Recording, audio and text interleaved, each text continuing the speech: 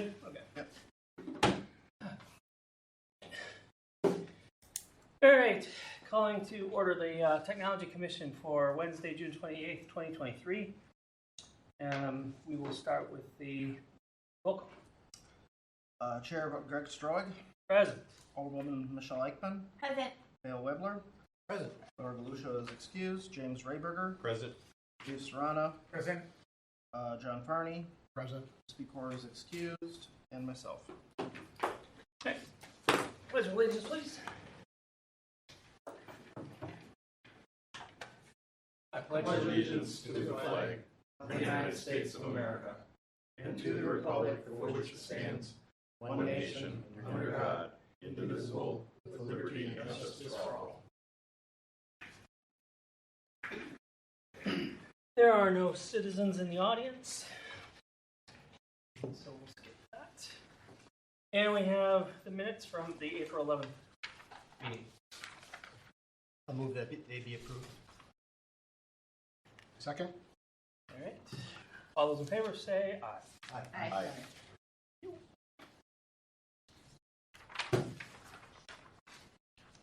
Next item is the Strategic Technology Plan, item number 4 in the packet.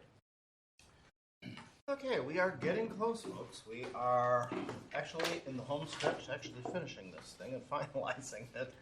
It seems like it's been a long time coming down the road here, but we're now at the actual very last items here that actually need to be reviewed for it. Going back, we're talking about the activities and the strategies for it. The goal, number 8, is the city shall foster technology proficiency in all staff. This is probably the most controversial of the ones here. Objective 8.1 is the city should provide useful and ongoing training in the use of information technology to its employees, managers, and officials. As written, the strategies are to implement a technology training program to target the user community. The associated sub-activities would be to develop a training plan, 8.1.1.2 to put on X number of training sessions serving Y individuals annually, with the said numbers to be determined within the training plan. And then the last activity is each year budget and spend an equivalent of 5% of the total salaries on training. My recommended changes would be very slight on 1.2 is to establish online training courses, videos and materials which carefully track employees' progress throughout the defined curriculum. We're already kind of doing that. We have KnowBe4 for security awareness training. It also can be turned around and used for generalized training as well for it. They actually have quite an expansive library for it. I'm also proposing, whether it flies, we use it in IT, Pluralsight, which is extremely good for all of their online curriculum, knowing that it takes a lot of time to get people out of the office to go to training courses. We run into a problem with 1.3 where the union people have it written in their contract that X amount of training actually has to turn around and be performed. But the non-represented people, completely and totally ignored at this point. So the best thing to do would be to use online curriculum as much as possible, because then they can do it in their spare time, and we can track and we keep the metrics of how well they're turning around and progressing through the coursework on it, without having to turn around and send people off-site and away from their core jobs, which would then also affect coverage. 8.1.1.3, my recommendation, I know the heart and mindset of why it was put in there, but it's an earmark. And the city does not like or follow earmarks on it. And as long as this has been in there, beyond the union contracted people, almost no money goes into training of the people beyond what IT turns around and provides for them for their department. Nor do I want to put IT in the role of turning around and becoming the education department on top of everything else. Kind of what Mark Liberta wanted to go along with. I know it's controversial that some money has to be spent, and it's nice to have a metric in there, but I also look at the reality of it hasn't been done in the entire time the strategic plan has been out there. And even if I did put a number in there, it still won't be done. Because it's just the hard reality of how the city is operating. Well, Sounds a little defeatist. Not as a separate line item necessarily, but do we build training into project cost? I do when I have it available for my people for it. So if normally it's end user training. We'll talk about phones, for example. So if I put in a whole new phone system, yes, there's going to be training not only on the admin side of it, but also the user training on it. And that goes into the project, which covers the people that were there when the project was put in, but that doesn't cover the people that may have been hired a year or two later on it. So it's we're a hard going to do number. that continuous training. Because, yeah, you're right, it's a mixed bag. If you have a project, there's generally training built in for the people that are involved at the time, but no ongoing training over a period of time. We don't even have as a benefit any form, and I've had this with almost every employer but here, that if I go out and I go to an accredited institution, I have some form of tuition reimbursement. They have no tuition reimbursement program whatsoever. I hate to say it, but Franklin does not put great value in training the employees. Jim, is technology training out of the IT budget or out of like general HR budget? Training comes out of each and every individual department's budget. Sometimes it comes back to cost-based accounting, what they're doing, but then we do sometimes get matching funds from the state for specific courses or expenses that are undertaken by certain departments. So if it's when fire or police, they may get compensated back, or every dollar we spent, they may match that dollar for it. So certain departments, it's a different scenario on how the cost structure actually are going to turn out and lie, because they may be covered under a grant, or it may be covered under some form of expense sharing program. Thoughts? Do we leave it, or do we keep it?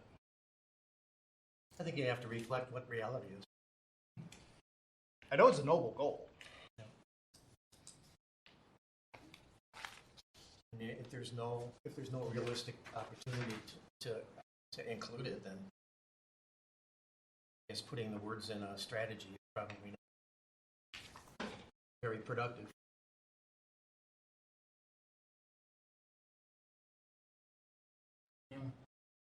Show of hands, keep it in or keep it out?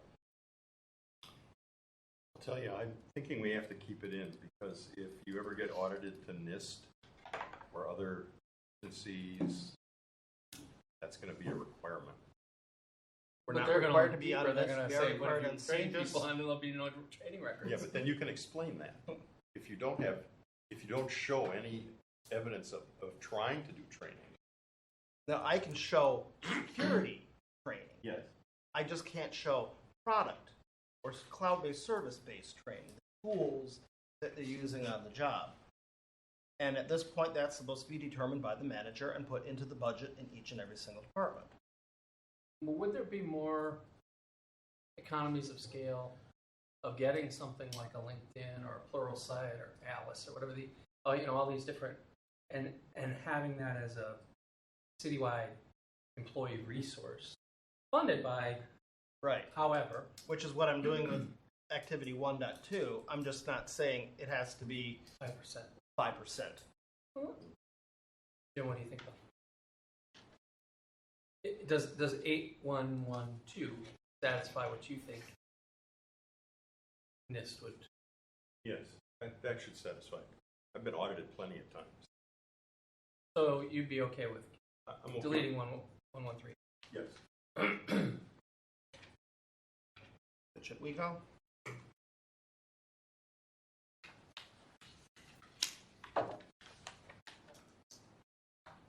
Someday that'll hit the personnel committee. I'm a big believer in training and career pathing, and honestly, I think that does have to change. But I realize the way things are structured today, it's not going to happen. Things have to be put into different structures before it actually goes ahead and happens. For goal number 9, the city shall perform management of the technology systems and infrastructure as a continuous process. The objective is the city will undertake ongoing strategic and technology planning as a framework for continuous IT improvement. The sub-strategy on that is to implement a set of key performance indicators to track and drive continuous improvement. The sub-activity would be report results against key performance indicators. Here I changed it slightly to include the definition of time with it, as to create monthly performance and capacity management reports tracking current and historic KPI metrics. So at least we guarantee it's being done on a monthly basis instead of just, otherwise you grab a sea of performance indicators and you look at it once and you don't ever have to look at it again. I was thinking monthly might be frequent. Quarterly is all we did before I retired. I thought.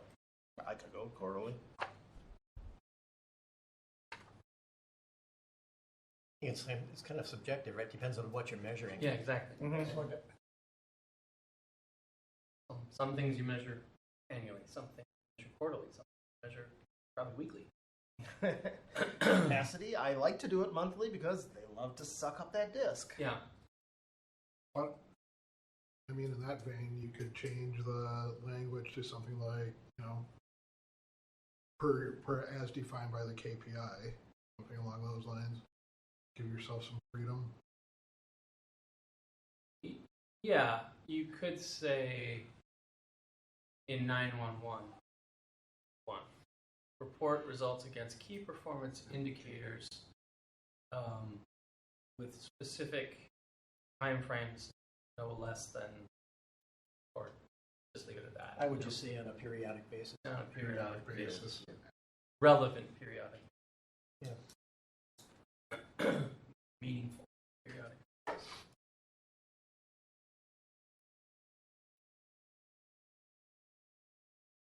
Okay.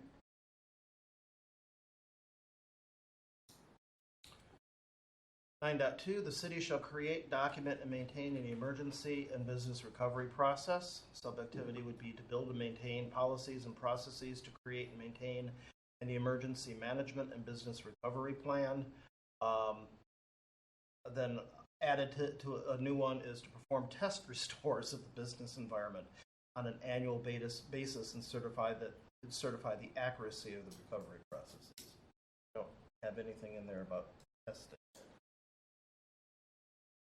Now we have to do that for CGIS, but I figured better to put in the strategic technology plan if it's already in CGIS. Do we have a process in place yet that tests the actual business recovery process? Not just restores In of data. some instances, everything at once, no. Some specific systems, yes. Is that something that should be included as, you know, as a metric that ought to be attained? What do you mean? Meaning that if you don't actually have a overall start to finish business recovery resumption plan, you're never going to know if you can actually do it. You have to have the plan in place and you have to test it, just like you would do the There is recovery. part in section 1 of this. We talked about all the plans that you need to have in the business recovery process, and defining that is in section 1. So the definition is there, but The we've never definition actually- is there. You're talking like have a disaster day at the city of Franklin and kind of Yeah. all departments, all simulating what they would. It's interesting, but it's actually beyond the scope of IT. So It it's is, yeah. interesting enough that doing that is actually in the purview of the fire chief. That is responsible for writing the emergency response plan for the city, and then go ahead and test it. And we don't even do fire drills and tornado drills, let alone actually testing the emergency response plan. All this good information that you get, that to my knowledge, it has never been tested, and they never actually had a test disaster city day where you get the fake people out there covered in blood, and you have the actors, and you imitate an actual emergency situation. I guess my thoughts are, at a minimum, you'd want to do some sort of IT tabletop, you know, with you leading it with your key business partners, and go through each plan and what the steps would be and the timing and notification, escalation, all those types of things. At a minimum, in a tabletop exercise. I could create a 1.3 on that. I mean, oddly enough, You were just getting that? the fire department. I just picked this up from email back, dropped off. Plan everything. Written by Adam Remington.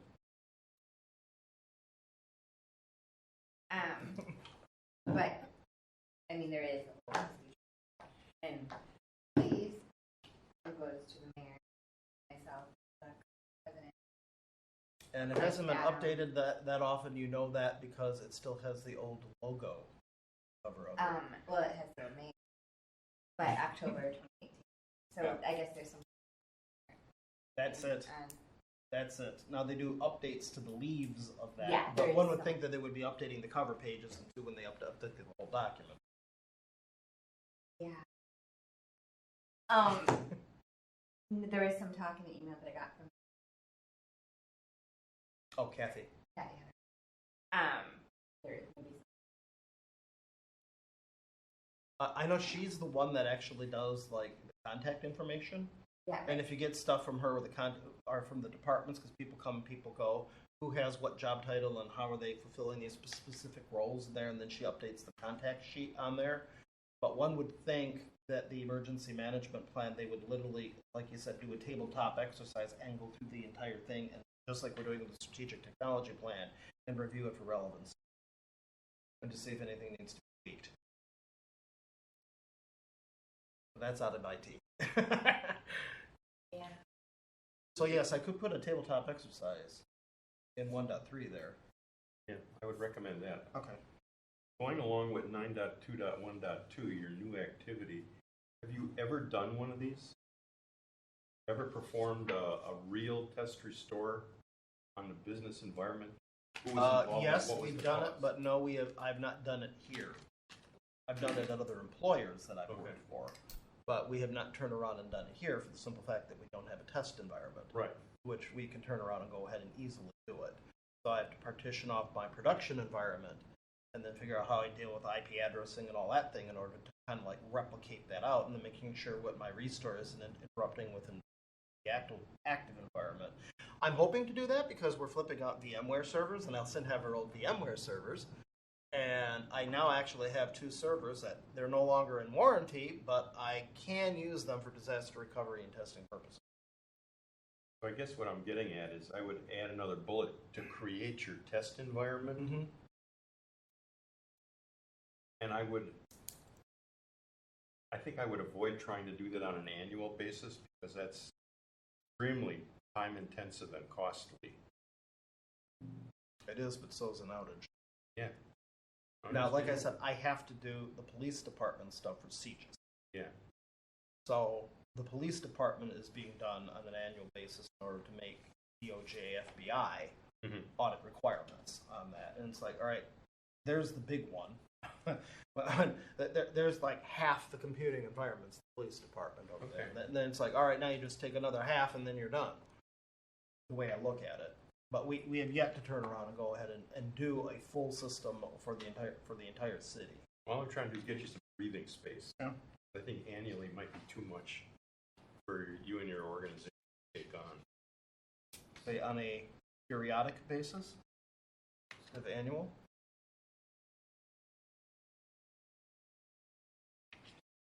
I don't know that it's that simple.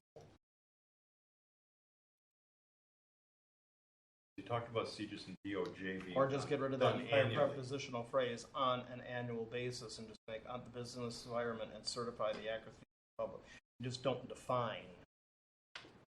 Which is what we did just before the other goal of we put definition for the KPIs and time. But here it's like you normally want to have some form of time in order to make the objective measurable. So where my thoughts are is that you want to partition the task so that you do some of it annually, but like every 5 years you do the entire system. Take little bite-sized chunks of it. I know it's a big task.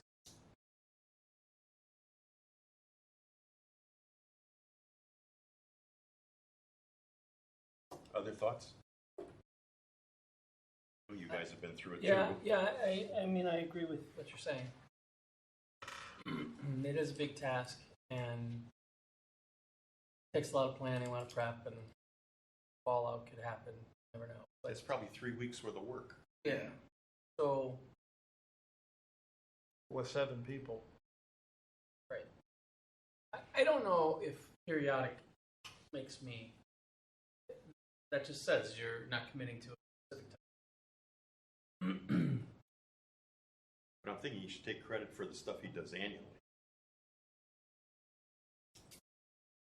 Because it shows progress. It's just the other half of the system. Mm-hmm. That's what I was thinking. Go through it in bite-sized chunks. So if you make, but But then you're stuck with a comprehensive at some time.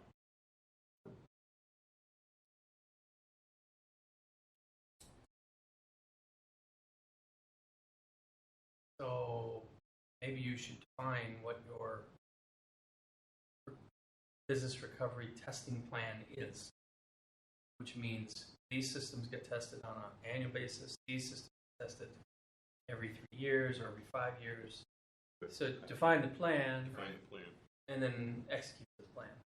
Prioritize those. Yeah, and do the desk checking.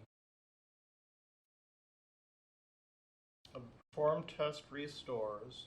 So first define a plan for how you will test, what systems and how you will test, how often you will test. Well, isn't that contained in 9211? I mean, you have to define specific activities under that as tasks, but it's kind of covered there.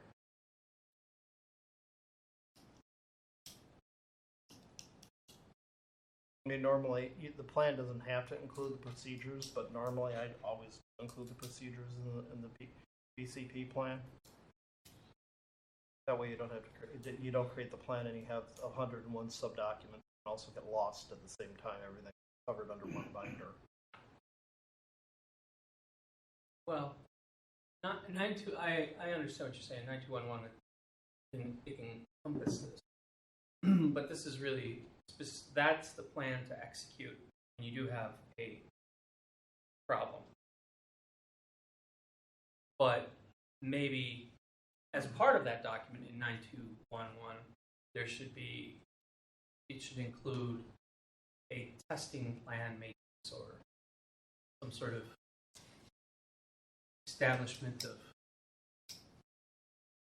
of frequency of testing. How about create a BCP recovery register or matrix? Yeah. That outlines the priority and restore processes for system level recovery. And then you could create a sub-activity underneath that. Perform system level restores on a periodic basis with a full business recovery test on a 5-year basis. To that effect, I'd be happy with.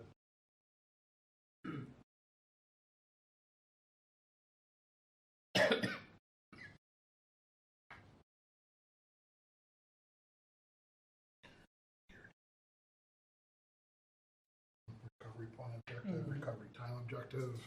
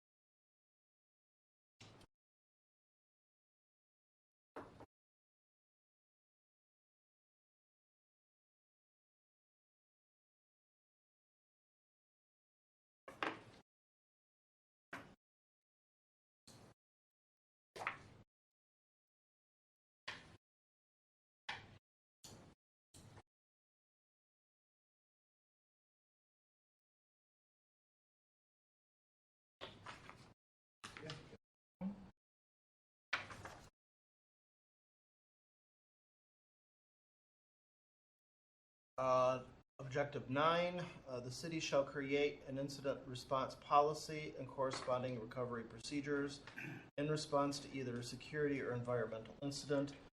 The policy and plan will be maintained using a continuous improvement process. Underneath this is develop plans and making systems redundant for making data reliable and recoverable. Here we go through the whole thing of identify systems that are mission critical that must be operational in case of a disaster. Here I slightly change it to create a business continuity management plan that identifies core operational processes and corresponding systems. That often is very important, that you know what operational task cannot be done because what system is actually down, and identify the order of recovery based upon operational priority and organizational risk. And then a new one, identify applications, systems, and data that are currently being stored on-premise and that can be migrated to cloud services. That's going to be quite important when we actually get reliable internet, and we want to try to start getting as much off-premises as possible can.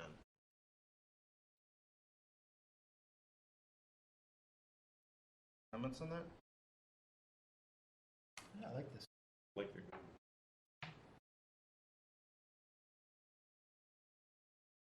I saw confusion already. No, right. well, I'm agreeing. All right, goal number 10. One of these goes, I think this one goes on and on and on and on and on. It can be grammatically shortened. Clarify governance structure, leadership configuration, roles and responsibility. The objective is to increase effectiveness of policy standards and guidelines.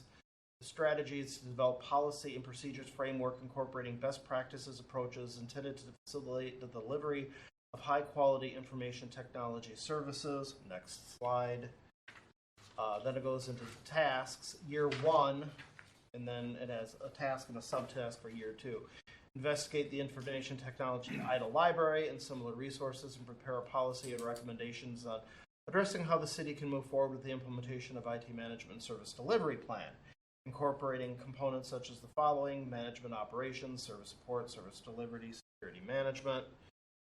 On and on and on it goes. Then year 2, provide management and service delivery plan, initiate a work group to prepare the said plan and commence the development of the plan. These should commence in year 1 based upon the progress of the investigation. I think a lot of that can be condensed onto it. That when we look at it, create policies and plans as defined in strategies 1.1.1 through 1.1.4, because we talked about all these various plans that need to turn around and get created that are in alignment with both the ITIL and NIST framework. Review these documents on a continuing process, which would then get rid of that slide, that slide. Which slides do you want to get rid of? This one Yeah. and that one. And just condense it down to, since we already have all these plans that are supposed to be created, and we talked about that in strategy 1 with all the various different plans and when they need to be created, which they are directly in alignment with both ITIL and NIST at this point. All we just have to do is reference to those and say that these documents need to be done a continual process. Here, I didn't define when. Yeah. Did you need to include DOJ in that with C just pertains just to the police department. It doesn't have to be applied to the entire organization.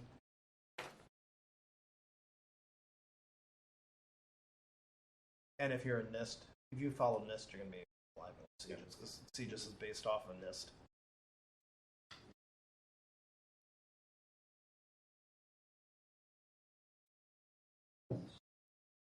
I think that's definitely. So, what about the 10.2.2? Or we're going to get rid of which slide? Sorry, I have 10.1.1. yeah.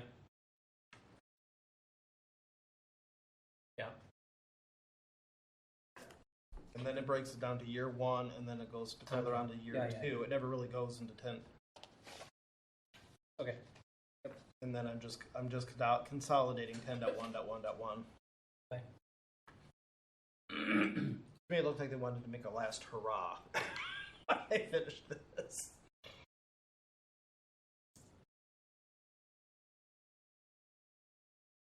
Okay.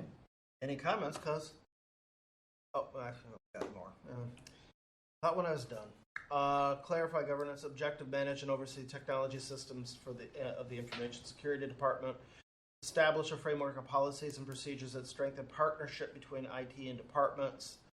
The tasks, 1.1, develop communication channels such as establishing an IT user group, which is already done. 1.2, develop an evaluation criteria for technology procurement and provisioning, which is mostly done. It's my standards that I define for it, and I'm supposed to be the one doing the technology procurement on it. No, I would love to actually have a procurement department itself and hand that off to somebody. Have them do all of it. Be careful what you ask for. And then review the role of the Technology Commission per ordinance. No changes there. And then establish the capacity and resources to manage and oversee technology systems. That's the last portion of it. I didn't recommend really any changes on those.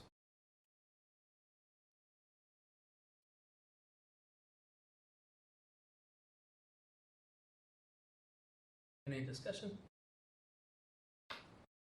It's all pretty well written. I think this is nice. It's good.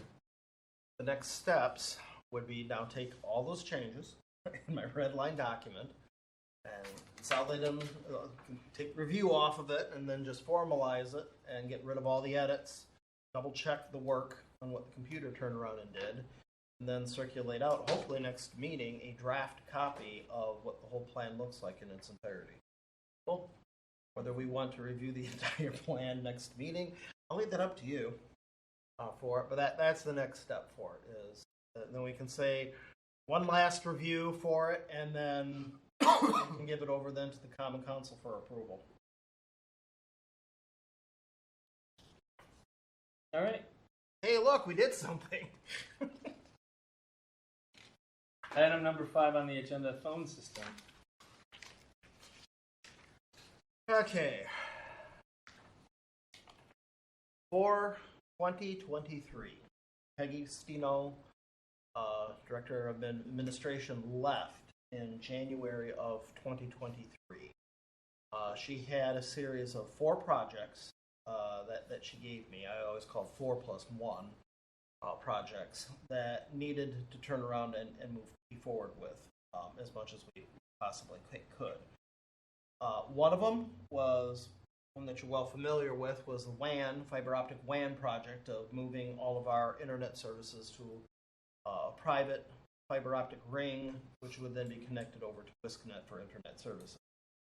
The next one would be the video surveillance system, which we just turned around and reviewed and talked about last meeting, which is going in about 2 weeks over at the police department. We are behind schedule on that.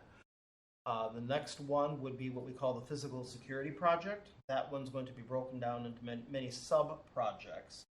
There was a police department review that they took a tour of just City Hall. I think they need to do all buildings at this point, and they created a very interesting study of all the physical security issues and problems that they actually saw at City Hall. It was a pretty good laundry list of items that needed to turn around and get done, and we knew it would not be done in one tranche of funding. That there was so much to be done. It's going to be multiple, and we decided to turn around and concentrate on the most highest priority first. Number 1 being video surveillance, because if you don't have it recorded, you don't know what happened. You can't litigate it either at that point. So it's very important to actually start capturing issues as they're turning around and happening. And then number 2 is going to be door access control. And there's a lot of doors in City Hall, a lot. And we're the ones that are the most meaningful of turning around and putting a badge reader on them. And then start getting, instead of master keys floating around that can open up any door within the entire building, now we're actually going to turn around and have a badge reader on it, and the doors to the perimeter will actually open and close themselves. and sync to a time server. So that is a project right now that we're in the process of creating business requirements for. The last big one that we actually have is phones. And the phone project, we replaced our phone system in 2018. We'll go through the history of what we currently have right now. And it works. It's a system that is extremely expensive. It was designed and scaled out by Mark Liberto, who wanted to go from like to like on it. He wanted to go to a system that was very similar to what we had, which he found to be successful.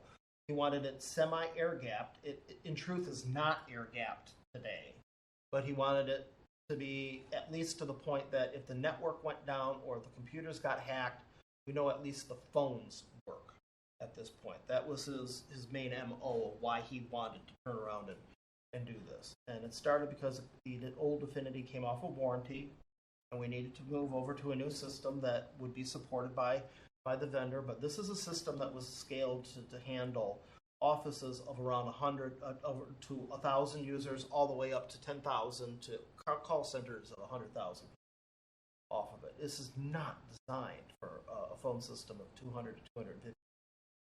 It's way overkill for what we currently have. Therefore, it is a nightmare to turn around and actually support for it. And the bills, you'll see, are beginning to come eye-popping at this point. Avaya also has a lot of issues right now with their support environment. We've talked a lot about vendor fail, and they've been a big one out there where they just have not been supporting us for the amount of money that we have been turning around and spending in support contracts. So Peggy Steno conceived a project using CARES money, where we got over $3 million worth of CARES money, and she was going to take $180,000 for that and look at replacing a phone system and go from almost like Mark Liberto, like to like. So instead of going from a Avaya Call Manager, I'll go over to their IP Office series, which is more scaled for the series of users that we have today. And I can then hence lower my support cost. The entire goal of that project was not let's move it for strategic reasons. Don't move it for technology reasons. Don't move it for business continuity reasons or business functionality reasons. The main reason for that project was to lower operational cost. That we would spend $180,000 to turn around and actually lower our bill. And that was the goal and the business requirements of that project. Now that I'm the project manager, I don't agree with that. That's where this is over here right now. I don't agree also that an on-premise phone system is where we should turn around and be looking at this point. And boy, the pandemic gave us a lot of lessons to learn about what the capabilities of an on-premise systems versus a cloud-based system for it. I also don't believe that we should be looking at just a telephone system, that we should be looking at a unified communications system that gives us a lot more features and functionalities than just audio voice. Now, that will create cultural change. I'm now asking people to start using different tools and start communicating differently than you are right now. And most projects fail because of cultural change issues. I know you're playing into hot water when you're turning around and starting asking people to start using tools and such differently. But I'm seeing this is the way the world is going at this point, and we are falling behind. And I think the original premise of the project of let's go for like to like and go from one on-premise to another on-premise system may not be the best strategic plan for us at this point in time. So my prelude to that, our original Affinity, you can actually see it down there. It was a big old refrigerator that contained a whole lot of boards and some limited Unix programming on it. It was an Avaya G3 system. That's when Avaya literally bought out Lucent. It was a green screen PBX with analog and digital line cards that interfaced with all phones. So the phones themselves were either analog lines or digital lines or fax machines. It contained Audix voicemail, which was contained in a dedicated cabinet. The unit, prior to me coming here, the unit did experience a critical failure and was fully replaced by a newer system. And the system needed to be expanded during the time period that the police department was also co-located at City Hall. The Definity, it used trunk lines. It used 2 T1 circuits, so it had 48 ports that were semi-redundant with one another. These terminated to the pole boxes that were outside of the properties. The mice loved to build their nests inside those, so it was guaranteed the T1s would go down at least 2 or 3 times a year as we turn around and chase the mice out of the boxes.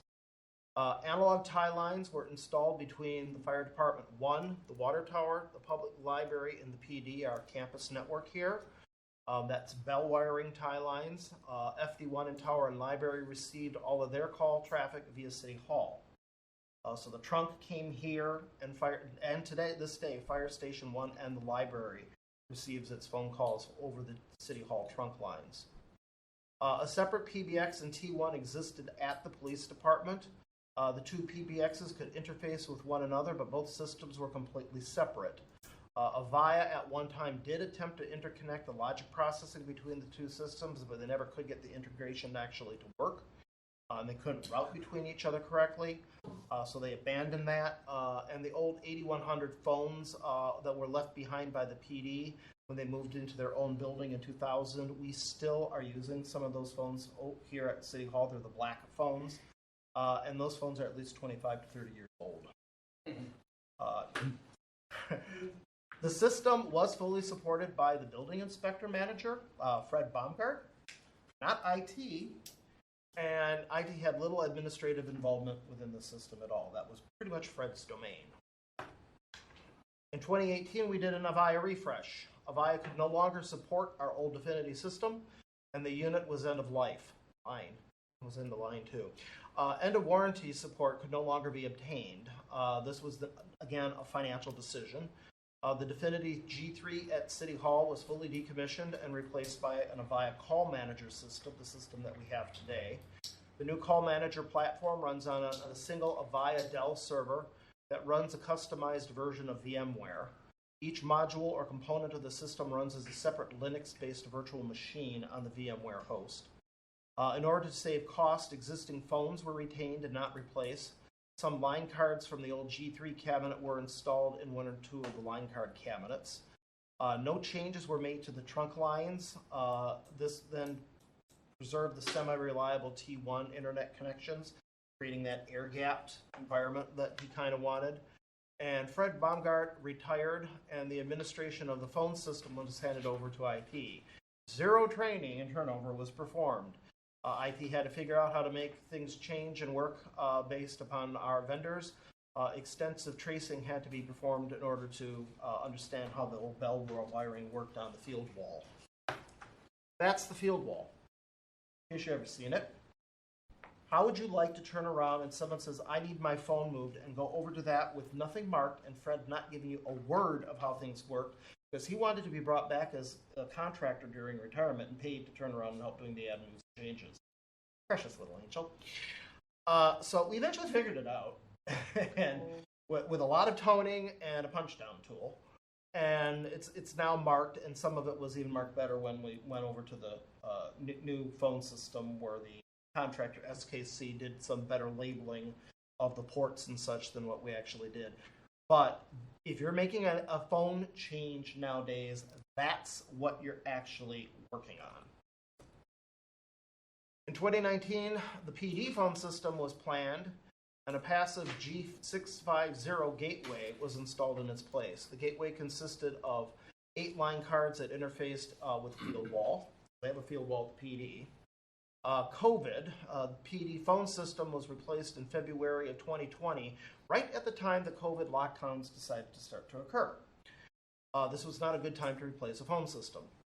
The library had a second G50 gateway installed approximately at the same time, and all library traffic is processed by this device.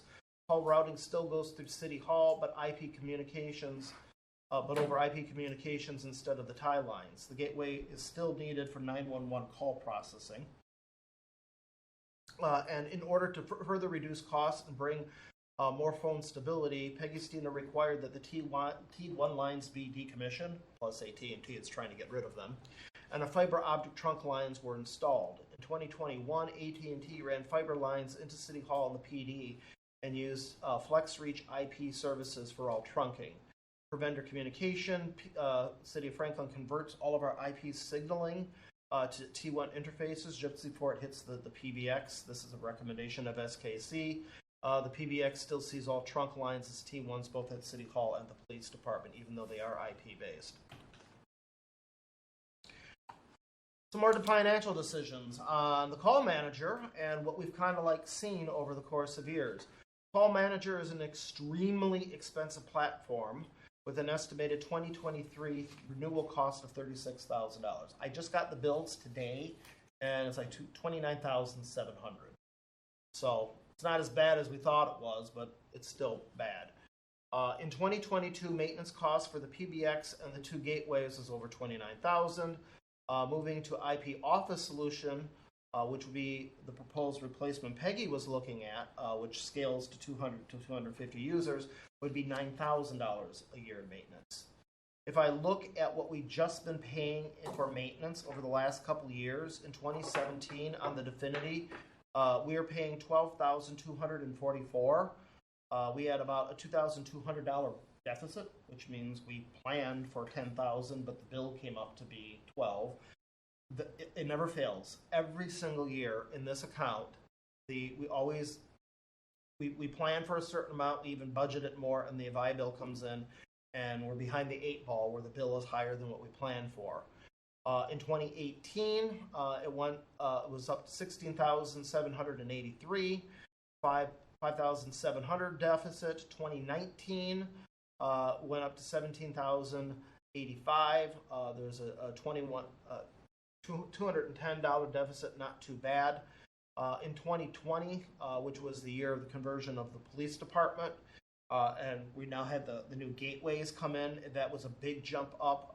It went up to $22,343, $5,543 deficit. In 2021, it actually was $17,773, but that's just for City Hall. Peggy did break that out and then started charging it all to IT. She then started splitting it to City Hall, Library, and the Police Department. I didn't get a chance to see the bill, but I think it's around 22.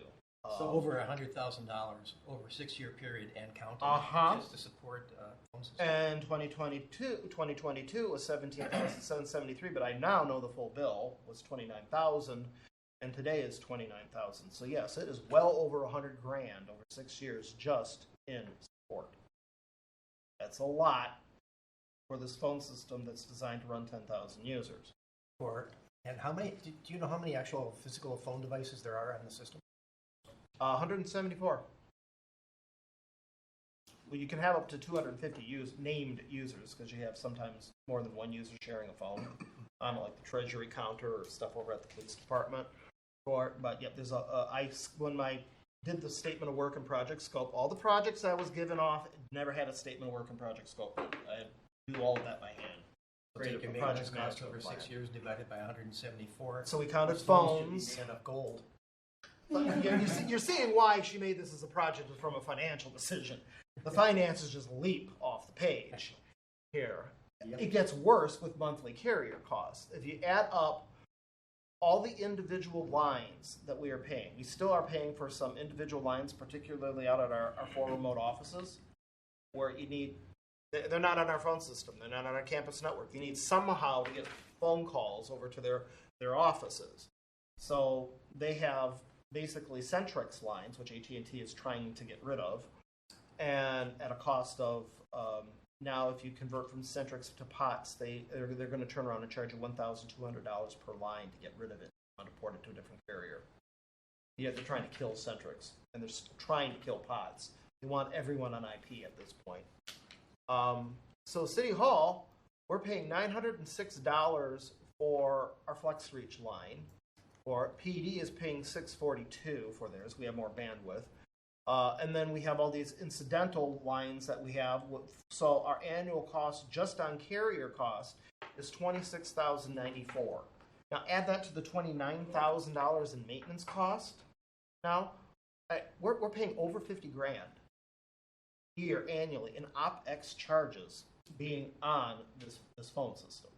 And even if you went down to IP Office and go to a $9,000 warranty, you still have to have a lot of these carrier costs incurred as well. So as we start looking at it, there's also more costs, support costs. Phone calls to SKC. Shows you this is not a system that has been easy for us as the IT department minus Fred to turn around and support. In 2019, we had zero costs because we to the SKC because we haven't converted PD or the library as of yet. We just converted City Hall. In 2020, with the onset of the pandemic and all sorts of wild issues, we had 6 tickets at $1,800. 2021, we spent $4,000 with 13 tickets. With SKC 2020, I said, folks, we have got to try to stop calling SKC as much, try to figure it out ourselves, and call Avaya directly for it. We actually had 0, and it's getting worse all over again. We're right back to creating tickets for emergency purposes with SKC. We had 8 tickets and we're not even through the year yet, of 2,480 emergency situations for this year. I also had an additional $5,000 that we paid for SKC to turn around and upgrade our versions to security patches because they put the system in. It's VMware underneath it, Avaya's customized version of VMware. In comes a CISA alert about VMware host security patch that needs to be fixed and fixed now, high priority on it. And I had to go to the vendor that is not on a change management schedule to implement updates and to implement patches on it and have them turn around and patch the system without bringing it down at all 3 offices at an additional $5,000. So we're looking at over 4.5 years, $13,500 spent just on support costs. All right, Canada VIP. Yeah, Call Manager today can do some voice over IP. Problems though. The Call Manager system is to allow the deployment of 9611G voice over IP phones. We have received probably about 40 of them from the vendor from purchases, but the boot config files are not set up to deploy any other model of phone. So we can buy 9611G phones and only 9611G phones, which are now out of life.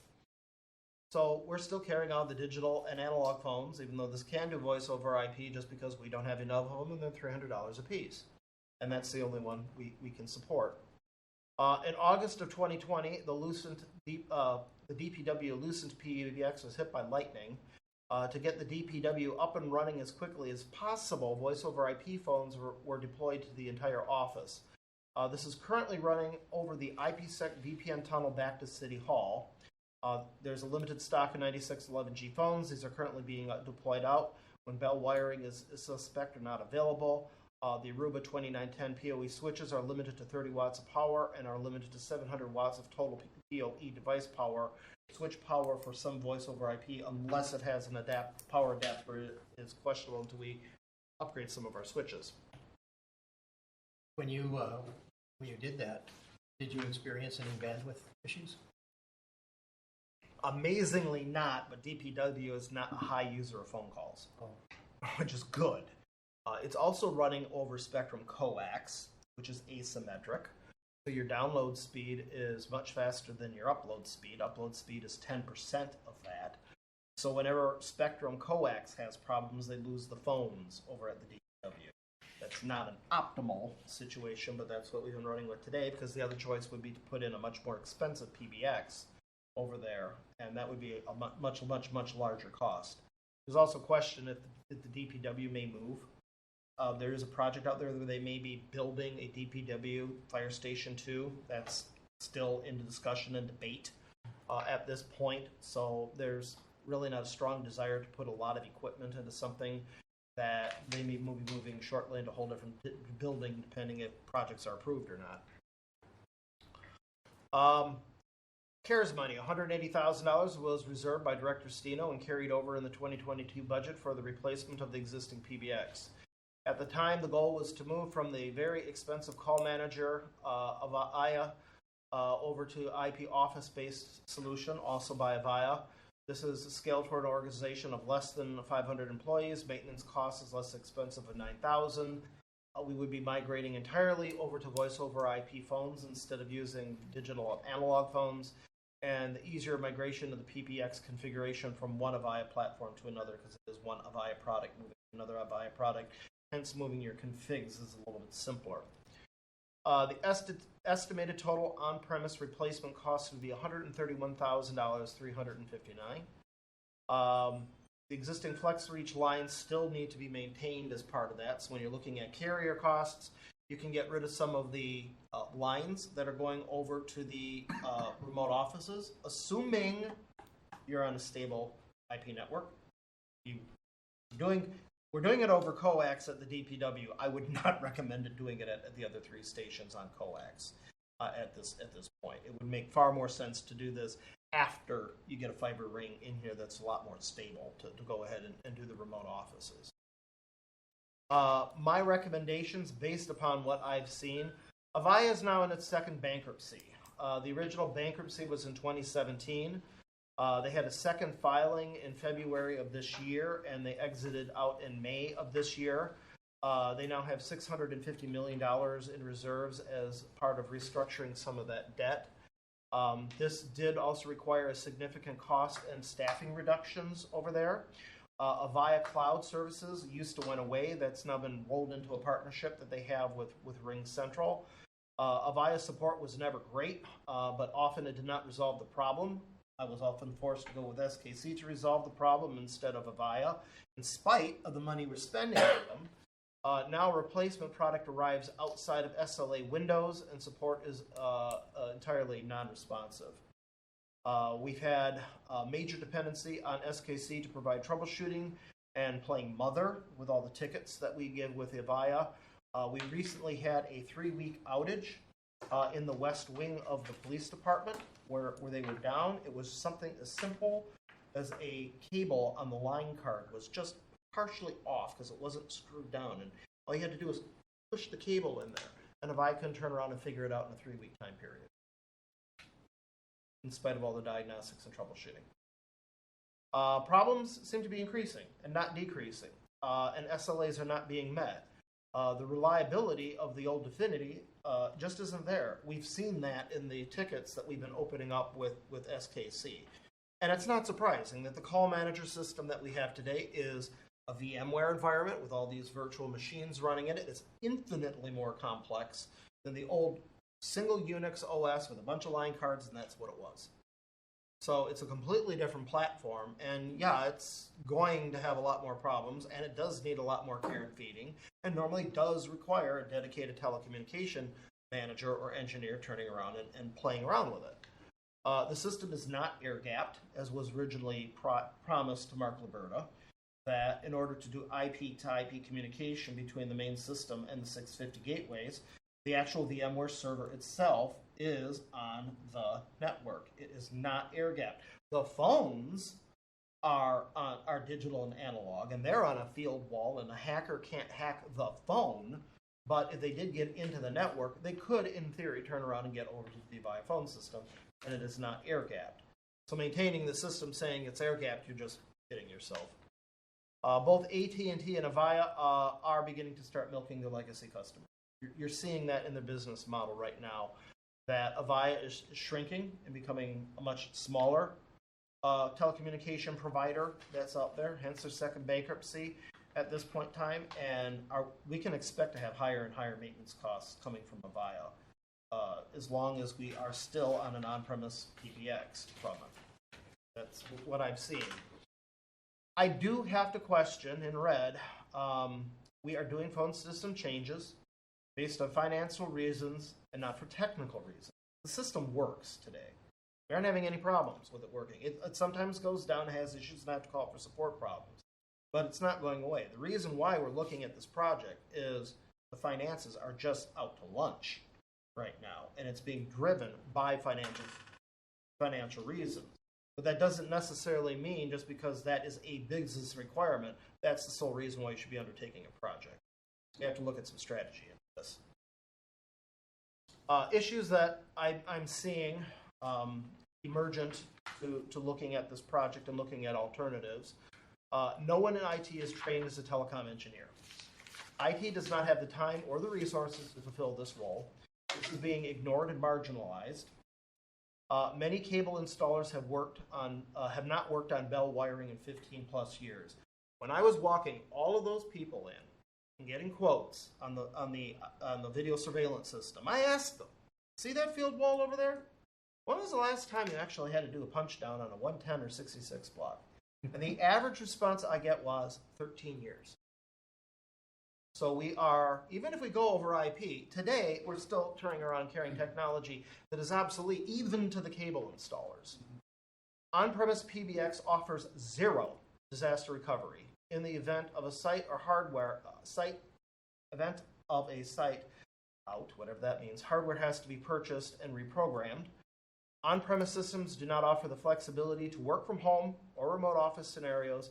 This was a major problem with COVID-19. Fortunately, we closed our doors for 3 weeks. Everyone had to be here every single day during that time period, and then 3 weeks later, we opened the door. If we ever had to put people at home, it is not transparent going from an on-prem system because you're doing nothing but a call forward. It's very apparent because it'll ring 4 or 5 times, do your call forward, and then ring on the other phone. It's not transparent. The person realizes the call is being forwarded when you turn around and call them. And there's all sorts of things that can happen with call forwards. Phones are not going away. A phone call is a video call without the picture. You can quote me on that.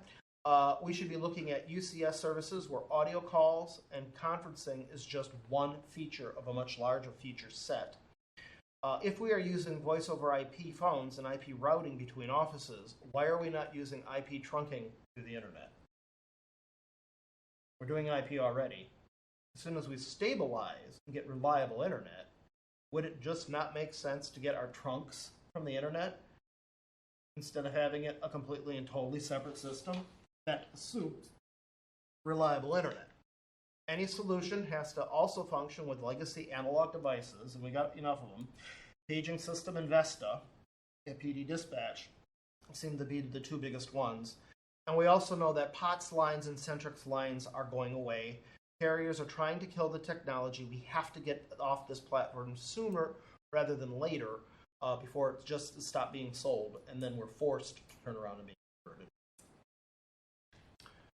Assumptions. We always have to be on and always have to maintain VIA support. The VIA bill is now coming due. Question is, do we pay the $29,000? We don't have a fiber optic WAN yet.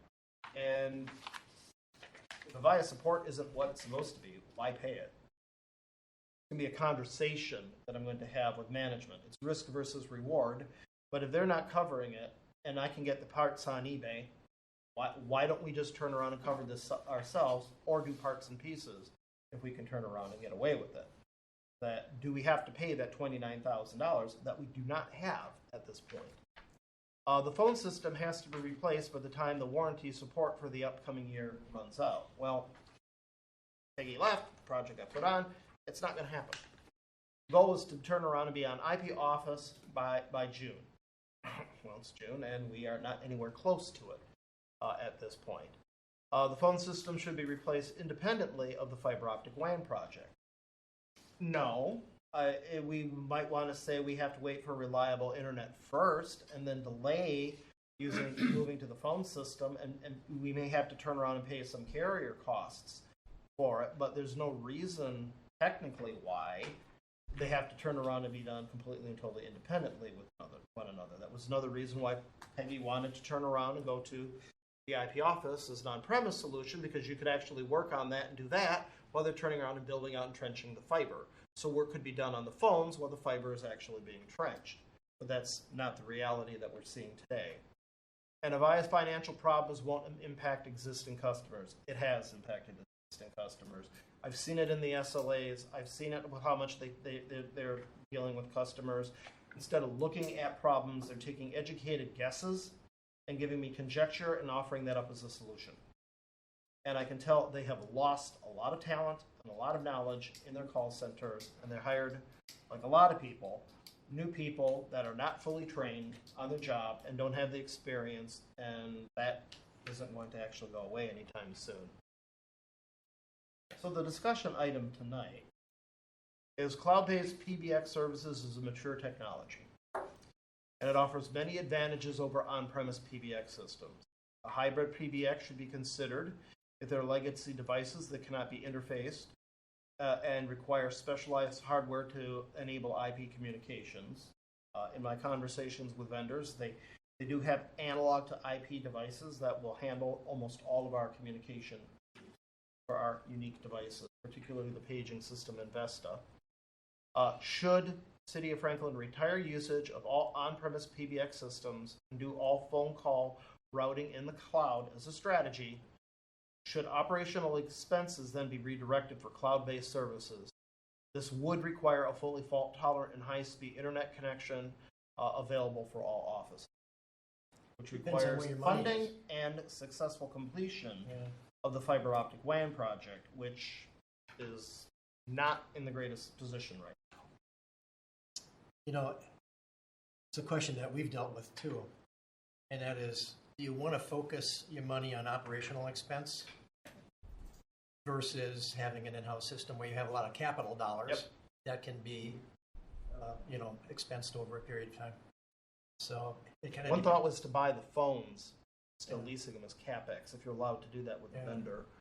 Buy the phones, and then you're just paying for the service. So then you spend a little bit more CapEx up front, Yeah. and then to lower your future OpEx. We're getting rid of all phones. My office phone has gone the way of a fax machine. 400 people in the office, and soon it will be about 20,000 people in the United States will have no phone in my country. So How do you feel with that? Do you like your phone? Do you love it? I have no problem with it. It goes through Teams. Yep. And it's the same number I've used for 20 years. So people don't know any different. I click answer the phone. Oh, you're using a soft phone on a PC? Microsoft Teams is the client. Microsoft. Oh, yes. Okay. Teams. Okay. Yeah. We used to have a Cisco soft client, but got rid of that too. So it just rings in Teams. And Teams is my phone number. I can dial out. And obviously I'm using Teams all the time for video calls. And we replaced the conference room phones with little Star Trek triangles that operate with Teams.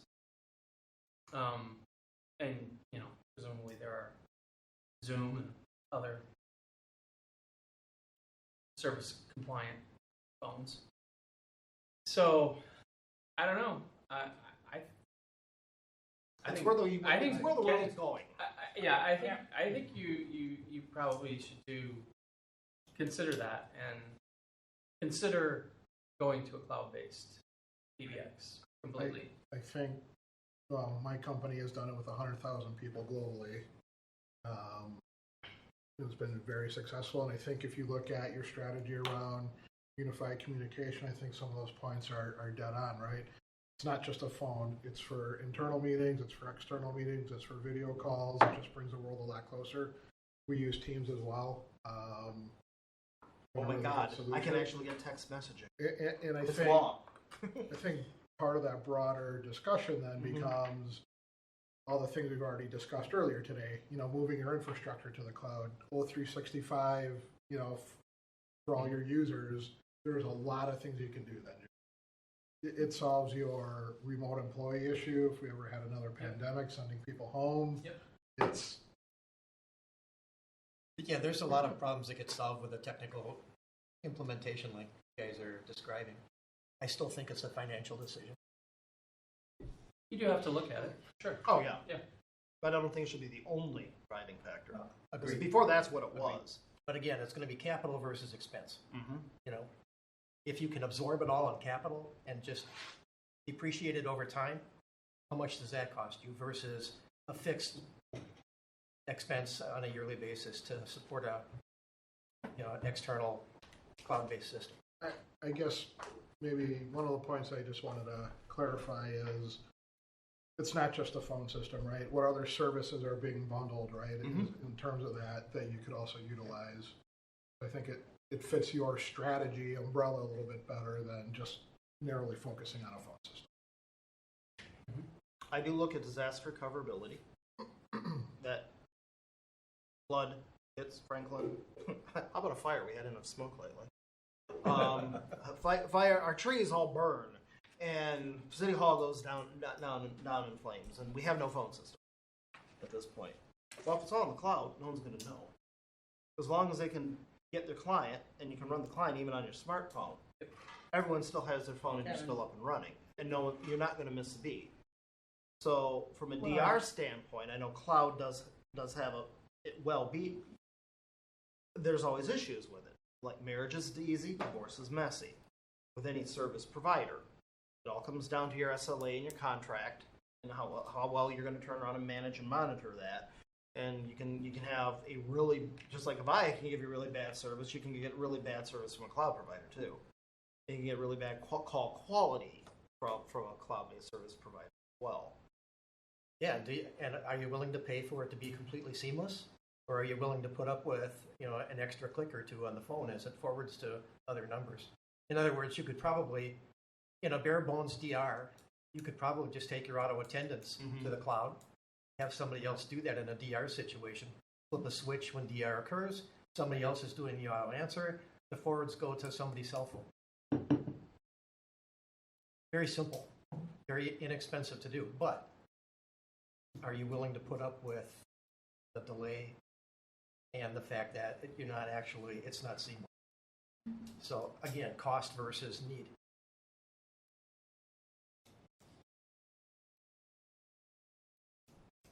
Sounds like you have an RFP coming. Another RFP opportunity.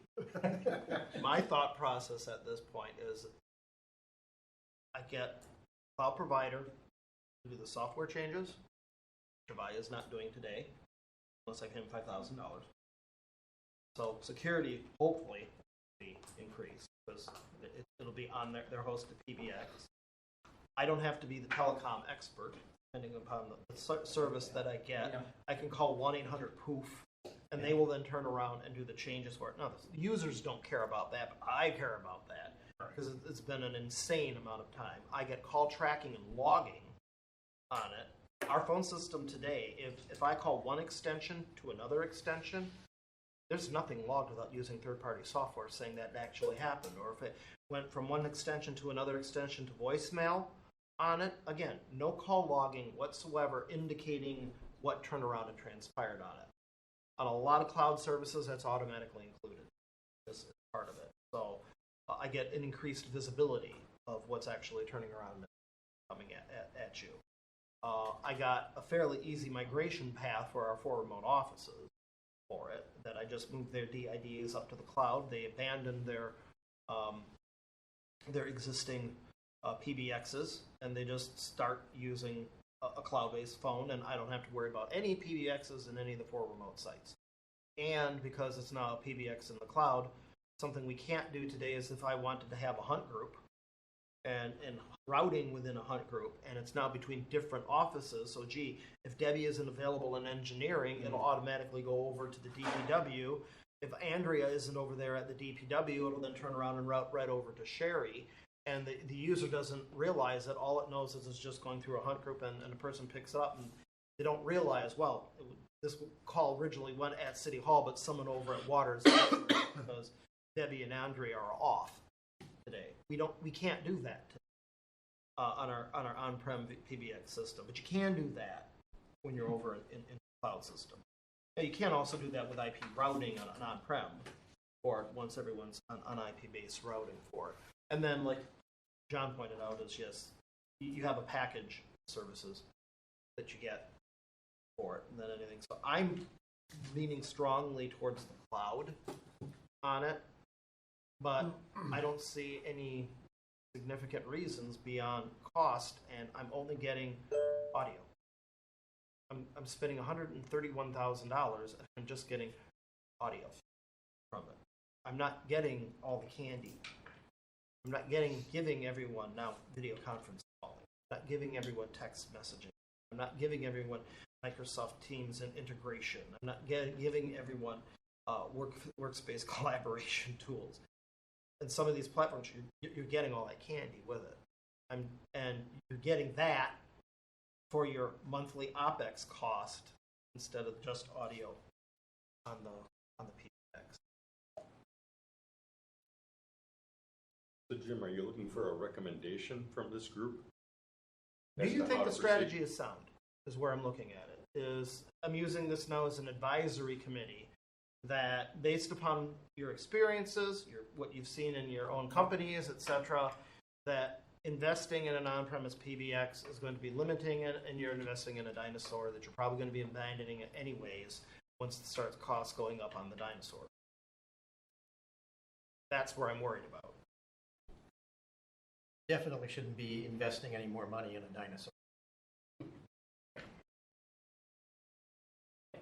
But it sounds to me like your thinking is tilting heavily in favor of cloud, but don't necessarily have a complete understanding of what today's PBX system might be able to offer.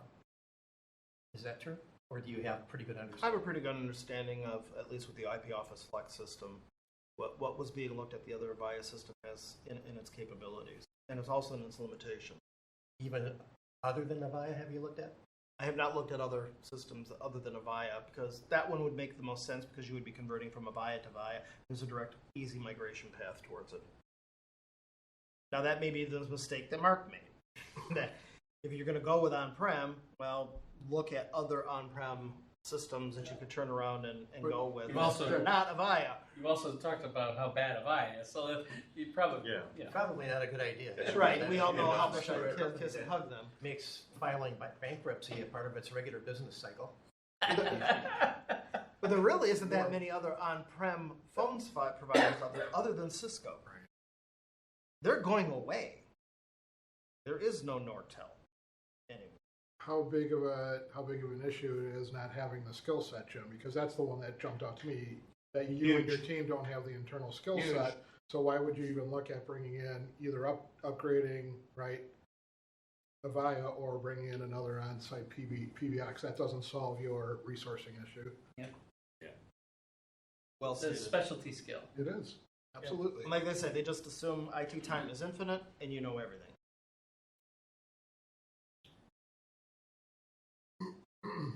It's definitely not a center of excellence for any city hall to have that level of phone experience. It does make a lot of sense to farm that out. Utilize your time for things that really make a difference. In some cases, that's what I've been doing with SKC, particularly on the more complicated issues where I just can't figure it out and I don't have the time to do it. All right, now I'm going to pay the guy $165 an hour to turn around and do the phone change because I don't know how to do it, and the director shouldn't be doing this anyways. Yeah. Not on my job description. I inherited this because Fred retired. Yeah, I tend to think of these systems more as just commodity systems where, pick a flavor, somebody take care of it. I would love it to run like the plumbing. Kind of a disgusting analogy. Yeah. But everyone just assumes when they go into the bathroom that the plumbing is going to work. Mhm. They don't think twice about it. And they think the same thing with the phones. It's a commodity, like you said. You just turn around and assume that it works. But when the plumbing backs up or has problems, you need to have a plumber, and you don't want to have a generalist going in there and start attacking the toilet and making a complete mess of things, quite literally, for it. And that's sometimes what it can be. So, just in terms of You got to work on my metaphors. looking for next steps, what would be the next step? I mean, I think we're all on board that something needs to be done, but what would you suggest as a next step? Start looking at putting together I think that I should limit my investigations at this point of looking at on-premise PBX systems. That I think that was a great solution 20 years ago, but that's not a great solution now. Yeah. I think the world has moved to a completely different beat, particularly after the pandemic. One bullet point that isn't even up there is every single kid in school since 2020, from elementary school all the way up to high school, got used to turning around and using online tools and online group collaboration to get their schoolwork done. And that's going to follow them till they graduate from high school and then graduate from college. And those people are going to be coming into our business environment, and they're just going to expect those same collaboration and communication tools are going to exist in business. Yep. And if they aren't, they're going to go, boomer, let's get it going here. as we get more youth into our workforce, they're going to expect these communication tools to exist. And giving them this wonderful gray phone, here, use this, I don't think is going to appeal to the younger generations very much. Well, I mean, yeah, if you want to limit to just looking at cloud systems, you're not going to get a negative from me. That's a big way to go. Yeah, you won't But get a that's- negative from me I either. think we all, I mean, like same, don't have any phones at office. So it's just, How many people actually have a phone, you're retired, in your office and regularly use your phone? Yeah, I'm one of the dinosaurs. It's actually still there because we haven't collected them. Exactly. So I use the clock on What's it holding up? But yeah, it's gonna go away. It was a dust collector when I was working 4 years ago. That answers my question. Now ask who has a home phone line. yeah. I just got rid of my copper landline. I don't Just- have any more. Just Yeah. did it. Mine's IP based, but I still have a home phone. For me, it's all cell phone. Yeah. And that's what people say. Well, if we ever have a disaster, Yeah. everyone has my cell phone number because I'm giving it out left and right. It's on my business card. Just call me on my cell. So you don't have a phone system. How are you going to get a hold of people? Call them on their cell phone. Yeah, I think people who, like you're talking about the younger generation, they're going to look at even a push button phone the same way that they look at a dial phone. No idea what this is for. Mm-hmm. How do you use this? Yeah. Because even the concept of phoning people is foreign to them. That's true. It's a FaceTime audio call or FaceTime video call or some other type of communication that's Text. not a phone. They don't use this as a phone, No. right? It's not a phone. I agree. It's an internet communicator. I think the text Exactly. messaging. Yeah, that's It's I mean, text messaging. all the kids is text. Even they would not like to talk.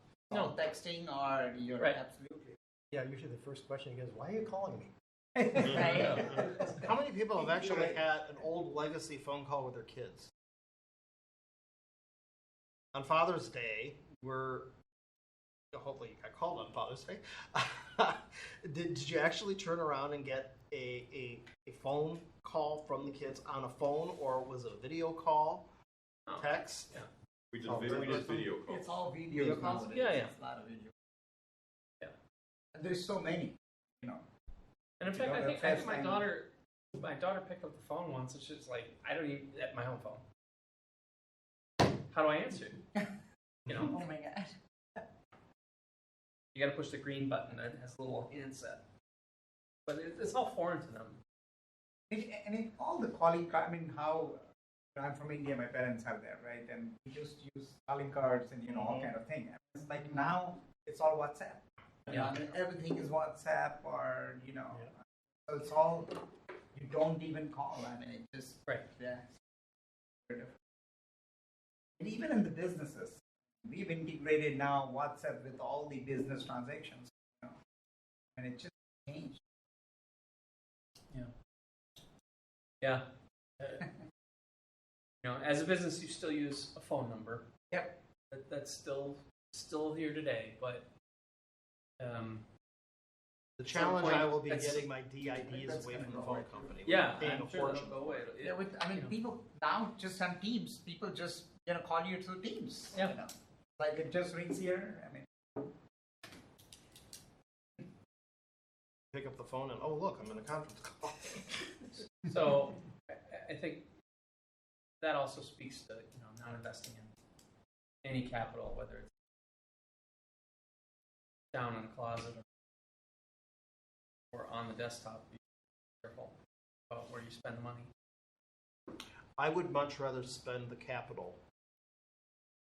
Even if I had to do all of this in OpEx, I would much rather put that capital as something more meaningful than to turn around and giving it to a legacy phone Yeah. system that easily could be abandoned within the next 3 years. Yeah. Because that's exactly what we're doing with this. In 2018, here it is, 2023, and it was kind of like conceived in 18 and implemented in 2019. But here we are, just a scant few years later, and we're looking at already replacing. Yep. And I think if I go down that route, I'm going to be right back where I was. And the reason Avaya is going to bankruptcy is probably many reasons, but you mentioned the other companies. It's a dying industry for technology, and so other things have taken communications over. Even Toshiba is out of PBX. Yeah. They're not even making copiers anymore. Oh, So then going to a cloud-based system is what you really ought to do. All right, that's the Once you consensus. have the IP phone in place, you should be able to mix and match whatever. yeah. Obviously, Whoever it's you not are, going to obviously. happen until we have project intercontingencies here, linkages. So obviously, the fiber optic WAN project has to be completed to fruition before you go ahead and start moving everything to fiber WANs, unless you put in spectrum fiber lines for a short period of time and then use that until the fiber becomes available on it. But I wouldn't probably do it until we had fiber internet, reliable internet services at all of our locations. Because my goal, like you mentioned, is to put in the OPEX budget. OPEX budgets and CapEx are huge this year. Huge. Is Office 365. That we're replacing our PCs. They should have been replaced last year, was pushed down a year. And last time we did it in a 3-year phase. It may be a 2-year phase at this time, but it's going to be heavily towards the front end on it. But we'll be replacing a bunch of PCs when Windows 12 is released. So we'll go from Windows 10 to Windows 12. Windows 11 will be a flyover because Windows 12 is Windows 11 fixed. How true. It is. It really is. And hopefully it'll be a really good release. And with it, we'll go to Office 365 with hosted Exchange and 2FA. Because that's required by cyber insurance. Not our current one because we switched it, but we have to be implementing 2FA around here. And we have to go to Office 365. We have to be integrating with Teams instead of Zoom because the rest of the county is on Microsoft Teams at this point, and we have to get our on-premise email system up into the cloud just for disaster recoverability and to make it less hackable at this point. So there's strong reasons that's going to be. Phone will probably be the first major application right after GCS to go to the cloud, and then probably right after that will be Office 365, 2FA.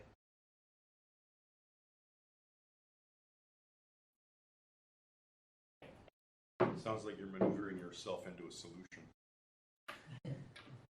That's called a strategy. Yes. And that's what I wanted to put to that project. Any other discussion? Otherwise, we can move to the next agenda item, which is the risk watch matrix review. No item in our handout. Didn't include in the handoff, otherwise I'd have to give it. We'd be in closed session, and it'd all be on pink paper. So we're just going to briefly read this poorly online. I'm going to go through the red items, if I can scroll this down now. So I can find the red. All right.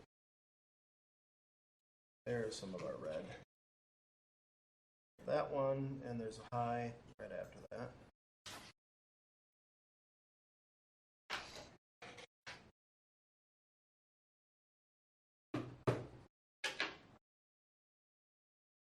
All right, the first one is the city does not have a vulnerability management program in place, and somewhere around here I have sheets. That one we already had remediated last time.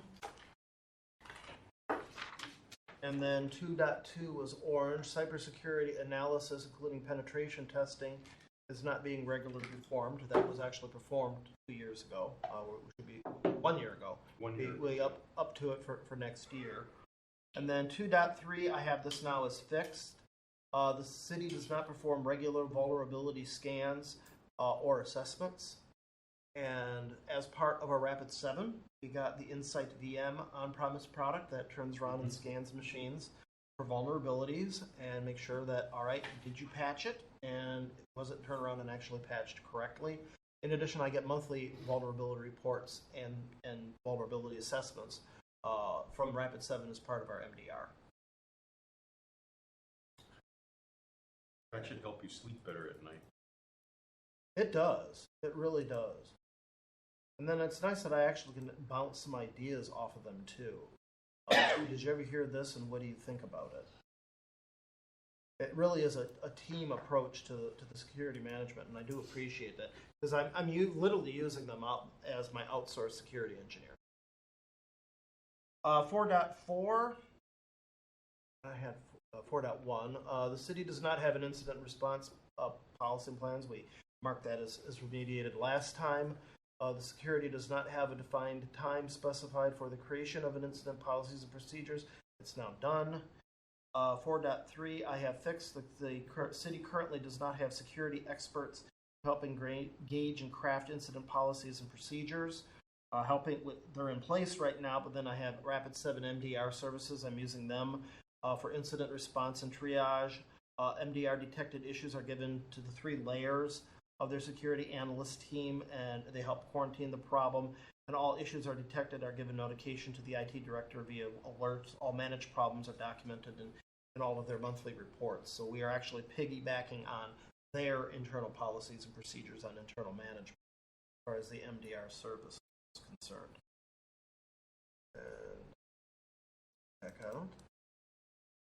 So that is the more red down here. Now here I have these as risk.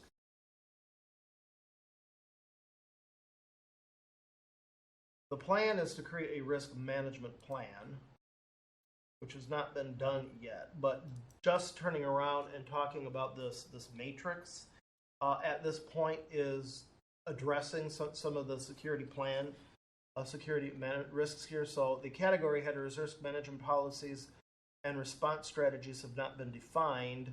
And then 6.1, the city does not have a specified process to identify and manage risk. The city has not undertaken a risk assessment that includes internal and external threats. The city has not identified threats, vulnerabilities, likelihood, and impacts when creating the security risk register. The city has not identified risk resources. 6.5, the city has not identified potential business impacts and likelihoods of risks identified in internal and external threats. And then 6.6 and 6.7 is the end of this section. The city has not identified response strategies, and the city does not regularly update response strategies. So all of that will be officially done when I create the risk management plan, which is supposed to be done by the end of this year for it. And then we should be able to turn around and actually check off those boxes. One thing that I'm entertaining in running up the flagpole at this point is, should risk management literally be another commission for the city? Is it, now we've been talking about risk from IT and IT security. There's all different sorts of risk that organizations face, from organizational risk to behavioral risk to personnel risk, all different sorts of risk.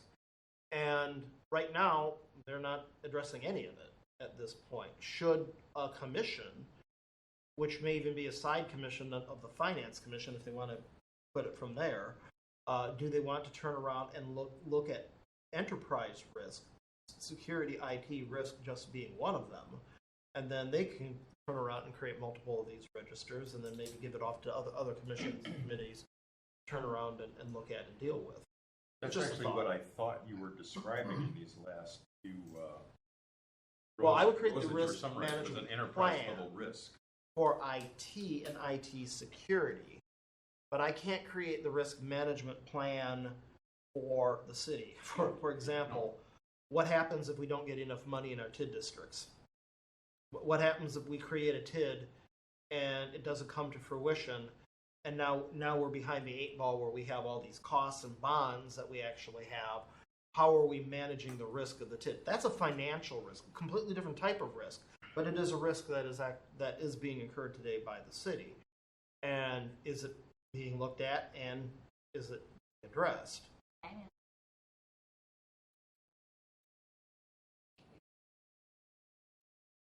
But do they before we turned around and looked at this, and they said, you got to really put this onto a risk register on that after various audits and such. It's like, well, yeah, maybe I don't know if the director of finance actually has a risk register for the financial risk. Be wonderful to know. Now, since you just started, probably not at this point, but did any of the other ones actually turn around and have it? Or are you just shot left and right with so many things throughout the day that best practice just never has time to come to fruition? I guess you're the Unless only, you make you're time the only for it.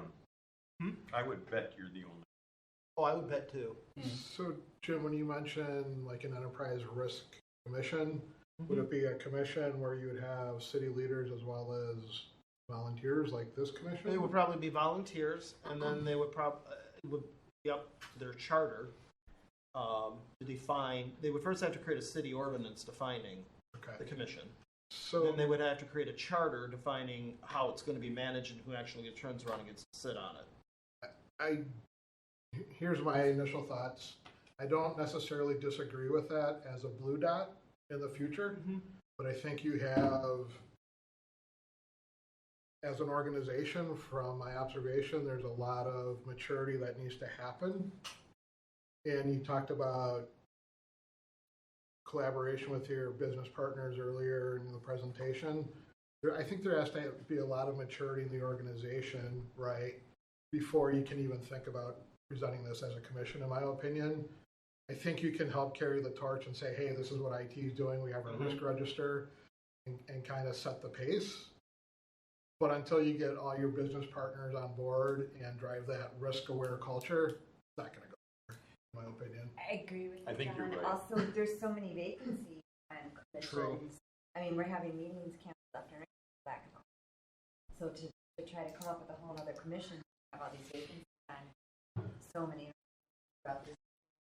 And then with a brand new mayor, a brand new city administrator, a brand new planning manager, a brand new finance director, and there's a lot of pieces to the puzzle. Is it, do I think it's a bad idea down the road?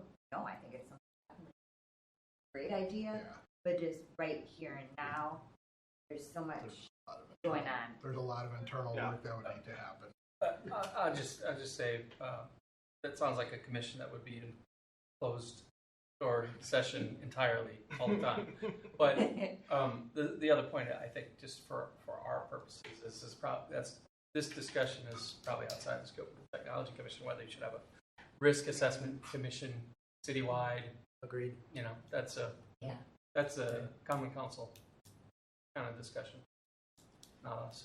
But Oh, absolutely. I'm glad that you have your part in line. That's good. So as it came out, as I'm turning around and looking at the risk management plan, it's like this could easily go so far above just what we're doing with IT and technology, that these risk management plans, I would hope, are being done. Because you turn around and look at cities that go into these grandiose projects and then wind up really turning around and being taken to the cleaners on costs, and everyone turns around and says, well, why wasn't that ever anticipated? And who was turning around and managing that project, and who was managing the risk? Everything in life eventually comes down to risk versus reward. And the answer is they put the project together and no one was managing risk or addressing it. And that's how they get themselves into serious hot water at times. Does the mayor know your risk register exists? Not yet. And not even the new director of administration at this point. So You might start by just expanding awareness. Right. Exactly. Yeah, that you have it. And also, you're- I don't and want to you're turn using- around and and be, you're using guess it. what? Guess what you're on? And this is how I drive and justify change for IT technology. I've had enough conversations with Kelly. I think if she was sitting here right now, she'd be taking copious amounts of notes right now on what we're currently doing and where we're at this point. The nice thing is I have the mediums. I did check off some mediums. I don't know if you're interested tonight in looking at those or if you want to move on, but we have beyond the 6.1 and 6.7 about the risk management plan. The reds have now been addressed. The highs, the oranges, have now been fully addressed. We're now onto the yellows. Good. So, Well, and Good progress. we got a good amount of yellows that if it hasn't been dealt with, it's in the planning, like 2FA authentication, just talked about it. Yep. It's in the planning stages there, and I can use this as justification. Why are we doing this right now? Because it's on the risk register. Or this is I think it's you a make significant fantastic organizational progress. threat that everyone says you need to move forward with it. That's a great answer. But I'm pleased to say, yes, we have, in a short period of time, with just even working on this, have made significant progress for increasing the security of our infrastructure from where it was at. I think that's great. That is great. Well, thank you, because it was the luminaries of this group that really directed to, you need to really be doing this, and brought that to light. So that really helped of knowing where to focus. Phone system on the risk register. Sounds like it's a risk. All right, so that's where we are with the risk register. I will save the yellows for some other time. Move on to Item number 7, the technical issues review. one Followed ahead. by, usually you just roll to item number 8, the director's report on IT operations. Okay, we're going to do operations first. That's a big font. I could probably read it. This is always a good one. The Pro Phoenix 2022 upgrade. On February 13th of this year, the Franklin Police Department migrated from Pro Phoenix 2020 over to Pro Phoenix 2022. Franklin opted to incur the additional expense of doing a clean upgrade and using new VMs using Windows Server 2022 instead of doing the traditional in-place upgrade. Overall, the base product upgrade went extremely well and corrected many previous security issues as part of the project plan on the risk matrix, and has been more stable than other municipalities that had migrated over 2022. Most post-conversion issues were attributed to supplementary services that were add-ons to the foundational product. Agents reporting, NIBRs and NIFRs reporting, and most significant was the station alert messaging for automated dispatches, and various bug fixes. The most serious issue was station alerting having to remain on the old system for 3 months, as Microsoft significantly improved the FTP service built into Windows Server 2022, which required code changes at the Pro Phoenix product. It took 3 coding efforts to successfully get station alerting FTP operational, but in the end, all systems are now functional and converted over to 2022. Good. The video surveillance project officially kicked off with HBS starting cabling and camera installation over at the PD the second week of July. Product has already arrived. There have been some issues with product availability, but the greatest issue was scheduling with the cable management team during their busiest time of the year. The cabling team does a good amount of work with various school systems where the work has to be done during the down summer months. This created a situation where IT was competing for scarce resources.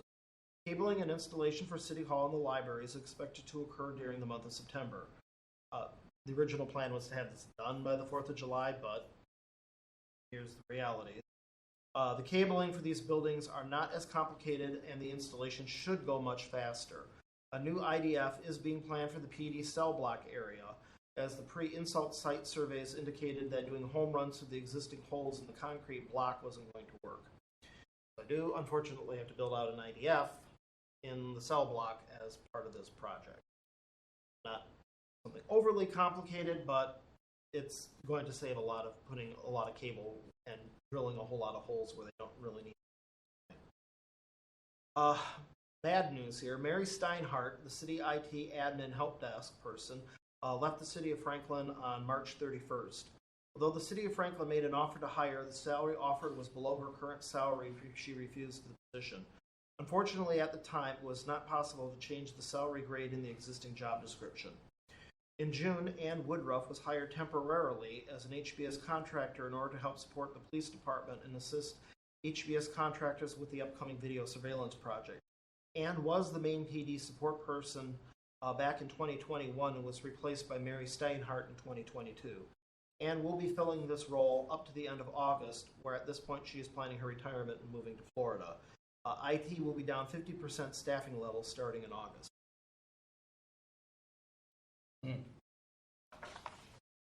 Ouch. Yeah. Did you get the salary reclassified? We had an election, which changed things. I wanted to turn around and change the job description and change the salary grades, and Peggy Stino did not think that that was appropriate. She wanted to have it remain the same, and if Mary would take the salary, she thought the salary plus benefits was fair, and we should not be turning around and changing the salary grade on it. She conveyed that over to Dana in Human Resources, who pretty much took the same position that Peggy had. When Peggy left, I took this over to Mayor Olson. I presented a series of proposals saying, here's what all of the IT job descriptions are for the IT places that have IT departments in Milwaukee County, and here are what their salary grades are. And doing just a very brief statistical analysis, we are one standard deviation below all the rest of the municipalities. I'll guarantee it is a very small sample set for it, but it does show there is significant salary disparity right now between what Franklin is currently paying and what is being paid by other government agencies in Milwaukee County. I have the hard numbers to that statement. In my conversations with Mayor Olson, he said, yes, you made your case, but we need to look at this from a broader standpoint, that we need to kickstart the initiative to turn around and change all of the job descriptions and then realign that under a salary study. And we'll be handing this to a consulting firm to turn around and look at this at an enterprise level for it. That's when Mary said, no, thank you, see ya. I then had major work that needed to be done at the police department, and Ann, being a seasoned person at Heartland, could work with the project team over there, even though I'm paying double than what I was paying Mary as a consultant. I immediately made the management decision to fill that hole, at least up until August, so we can at least get some very key projects up and off the ground before I turn around and have to turn around and deal with the staffing issues. I do have permission by the new mayor to turn around and rewrite job descriptions and position them what I think is appropriate to salary levels, and then give it to him, and we will have some conversations on see how we can start making things happen outside of what's going on with potential enterprise programs and salary review. Realizing that we are way understaffed right now, and we have to do something about it at this point. Worst comes to worst, I can hire directly from Robert Half again with a contract to hire person for it, but I would like to try to get a higher skill set than just generalized help desk. I need an IT administrator, and minimally a system engineer would be even better.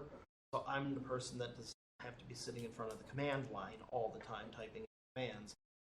Especially on the weekends or after hours, I can turn around and hand that to somebody. And then concentrate things on the risk plan. So that's the goal at this point. It's unfortunate, but a door is open, and hopefully we can turn around and make some good things happen from it.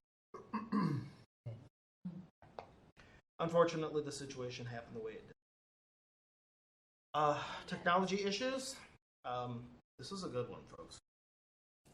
The fiber optic WAN project. Major issues have been encountered with the fiber optic WAN project. This is one of 4 projects that were handed over to IT in January 2024 as part of Director Peggy Stino leading the city of Franklin. Trenching of the fiber is proceeding normally, although behind schedule, as the RFP was put out to public bid by the engineering department, and Turnkey was granted the contract to trench and install the fiber. MCE, who is acting in the role of project manager for the definition and installation requirements, and working with WISCNet on the fiber, linking the fiber to this network. It is estimated that this portion of the project will cost approximately $900,000, and trenching is scheduled to begin the second week of July. Discussions with MCE on firewall and router connectivity post-fiber installation led to some interesting and serious concerns. First, the trenching contract does not provide that Turnkey will install patch panels and terminate the fiber connections once the fiber strands are brought into the building. The City of Franklin must hire its own cable installers to terminate all connections and interconnect the strands, aka patch, correctly as to form a logical ring structure. MCE has not provided a physical diagram of how the patching will be performed and what strands from the 144-strand cable is being brought into each office. Only one 144-strand cable is being installed as part of the project. Normally, you do two. Normally, if you're going to do a ring topology, you have an A ring and a B ring. You just don't have a ring. And then take separate strands from within the same ring as your primary and your backup strands. That should not have been missed. Yeah, why? Both of those items. Like Truthful the answer? responsibility for them to do the termination. One And would the think that AD. MCA would have enough knowledge to turn around and put that in there. Peggy, who was running with the project and having a lot of these communications on Zoom sessions and her one-on-one with them in their office, and not letting other people run with the project, and she would only bring people in when she needed a specific input, decision or viewpoint on a specific subject matter. She was running in the realm of the project manage, and honestly, there is no project management plan. There is no statement of work. There's an RFP, but you have a person acting as in the realm of a project manager, or should have demanded it from MCE, and project manager never turned around and gave a work breakdown structure chart, or a PERT chart, or a Gantt chart, or a list of requirements, or a list of the technical requirements, or a list of the business objectives, or a scope. These are project management 101, and honestly, this is why the director of administration, and I said this to the mayor, and I said this to the current director of administration, I don't want to see a director of administration ever turn around and fulfill the role of project manager again. They are not qualified, and they make a bigger mess out of things than they actually think that they're correcting. Mm-hmm. They do not have the skill sets for it. They don't have the technical chops for it. It's not in their forte. And just because you want to be in control does not make you a project manager. Okay, so what other And surprises are we going to have in this project? four of her projects were handled that way. And all four of the projects that were turned over to me required major cleanup. And that's what I have been doing, is cleaning up the Meshuggah from beginning to end and trying to put these projects onto solid ground. So what's the upshot with MCE? Is that going to get fixed, or are we going to sit there with just one? Oh, it'll be fixed. Will be instead of using your backup connection on a 144 strand, we are looking at, instead of installing fiber lines using the OpEx costs that we're currently using right now for coax lines, putting in fiber lines for 3 of our offices for it, and then coax for the smaller remote offices. And then using SD-WAN. So if the primary fiber link goes down, then it will literally turn around and use SD-WAN and then go over to a backup fiber link over on a different ISP. Which then brought the question, here we go, of how do you do SD-WAN? Do you do SD-WAN at the firewall, or do you do SD-WAN at the router? You can do it either way. And in our capital budget for 2024, we are planning, it was pushed back 1 year, we're planning on putting new firewalls. Our Palo Alto firewalls are end of life, and we're looking at replacing our Palo Alto firewalls. So then the question is what firewall should we turn around and purchase, and that I need to have quoted out for our 2024 CapEx budget due on July 21st. So I need a quote. What do we need to put in for equipment for 2024 to make all of this happen? Second bullet point. Second, MCE confirmed through several meetings that they are contracted for trenching and installing the fiber ring with the outsourced provider, and to engage in contacts on WISCnet for obtaining services. MCE will not manage the installation of routers, setup routing, or working with WISCnet on connecting the routing to the internetwork. It is the responsibility of Franklin to build the actual WAN. Surprise, surprise. Lord. That is not what I was told in meetings when we first were talking about this. And this is a whole section of the project that We have a whole section of project. This is what we do to install the fiber, and now we create a great big loop, put it on a J-hook, hook it onto the back of the rack at each site, and walk out the door. Yeah.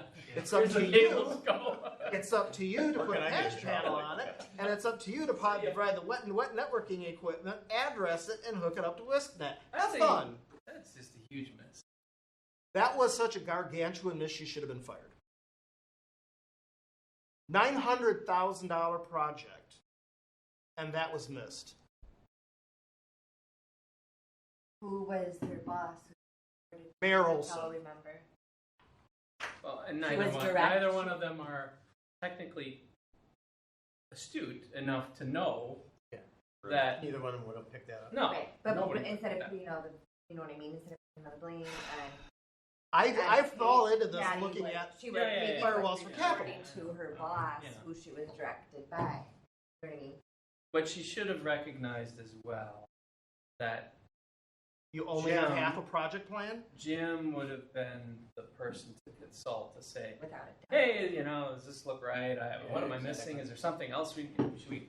And he would have said, well, let me see the statement of work or She what. was practically directed not to. So they did a great job putting the RFP together and creating the specs for it and making sure that the cable isn't going anywhere near fire hydrants and all that. All that was done extremely well. Are they even No going to get question the on it. building? Trenching is Gonna bring really, in the really building? good. Even how they're going to bring it into the building. They got all that defined. Okay. They're not telling you which strands of fiber they're bringing in the building. They're showing me where they're bringing it in the building. So, the MCA does not manage the installation of routers, setting up networking, internet to the internet network. It is the responsibility of Franklin to create the actual WAN. The costs associated with the purchasing of the new WAN routers, firewalls, redundant SD-ISP connections, or even connecting BGP was not addressed in the original project plan, as this was being considered post-installation Franklin project. This was a major omission to the project plan, and these costs have not been allocated to the current funding.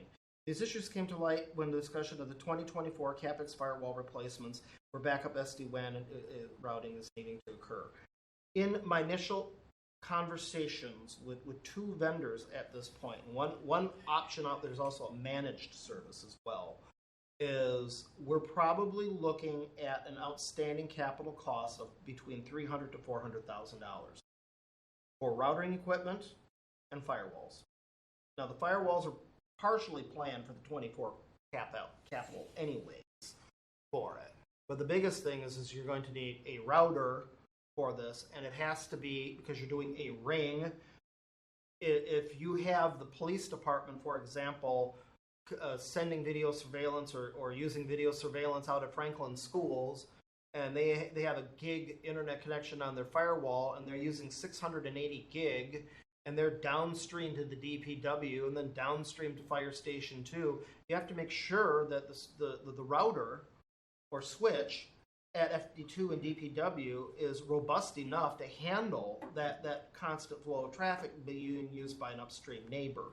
So that means you need to figure out what your beefiest equipment is that you need on the network and guarantee that it's being used at each endpoint, which brings up a higher cost project. Now, you want to do this and do it right, because you don't want to turn around and put it in and then have to turn around and redo it again 3 years from now or 2 years from now, because it's not performing up to the expectations of capacity for it. So the way I look at it is they're going to have to find that money somewhere and allocate it for a fiber project. And if it isn't done, you now just took that brand new fiber and you hooked it onto the back of your rack, and you're not going to use it until you bring in the equipment. That's the reality. And you can't cancel the project either, because they did not put a cancellation clause into the project for the trenching.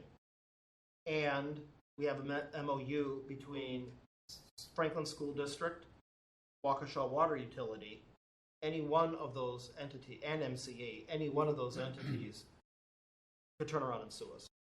And you can have multiple lawsuits if we just cancel the project. So the project has to move forward at this point, because others are dependent upon us to create the trenching and the conduits. When did you say that was going to be done now? Starts second week of July. When's it? That's why I looked immediately. What would be the cost if we canceled it? Yeah. When will it be done? There's a lot of dependencies, particularly on permits on it. Phase 1, we're expecting definitely by the end of the year. So that will be the entire campus, connecting us to the police department, and then connecting us to Franklin School District. But then they drag it down 76th Street. They hit Ryan Road. They bring it over to by the DPW. This will then be the shared line that we have with Waukesha Water Utility. They keep on carrying it down. They go down into the industrial park, pick up Airwaves and Fire Station 2.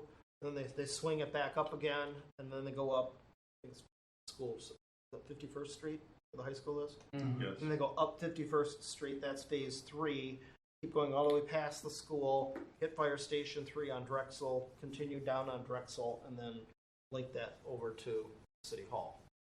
So the state's giving out more money to the municipalities? Can we use some of that? I'm not, I don't have to decide where the money comes from, but that's... We are using huge CARES mess. money that we've received $3 million in CARES money from the federal government Okay. from it, which is in the bank, in a CD in the bank right now. Okay. So we own that money, and there are no strings attached to that money. And actually, if there were strings, this would absolutely positively qualify. The biggest problem I have right now is Madison. There has been grant money given out for increasing broadband access. They just put out another $1 billion for additional broadband. Tammy Baldwin was talking about it today, and how good this is for Wisconsin. To date, and CISA also turned around and issued a $187 million grant to help local municipalities and counties turn around and help increase security and cybersecurity in the area. All that money, because it's given out as block grants, goes to Madison, and then it's up to Madison to determine who they want to turn around and dole it out and give it out to.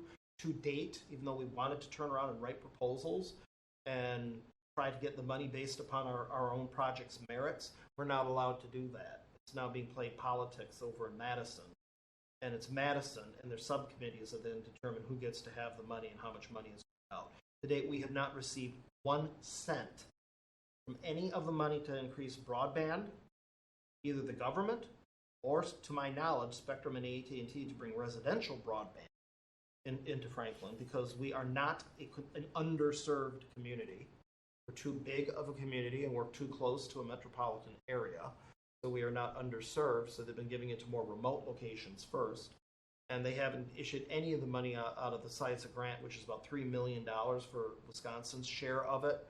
And we haven't seen any money at all coming from the federal government to help us with our security initiative. So I will honestly say, from my viewpoint, Madison isn't being very much of a help. Yeah, I was speaking of the shared revenue allotments that they... Unfortunately, shared revenue is tied to what your property tax mill rate is. If you go back last year to Peggy Steno's presentation that she gave, that because we keep on reducing our mill rates, and we are the second lowest. Whitefish Bay was actually number 1 in Milwaukee County. We raised our property taxes the least because our property tax assessment is so much lower than everybody else's right now. Our availability for that shared revenue is much smaller than other people.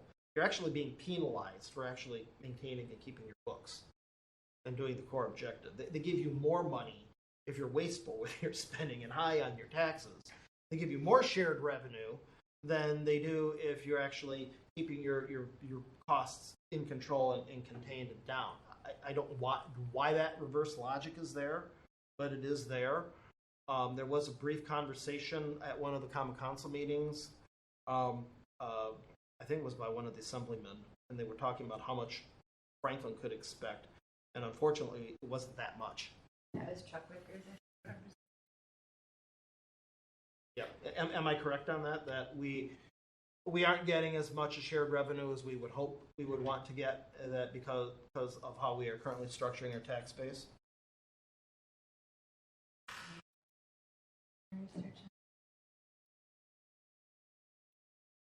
That's Okay. going to be a big question. You have other items on your issues list? One more.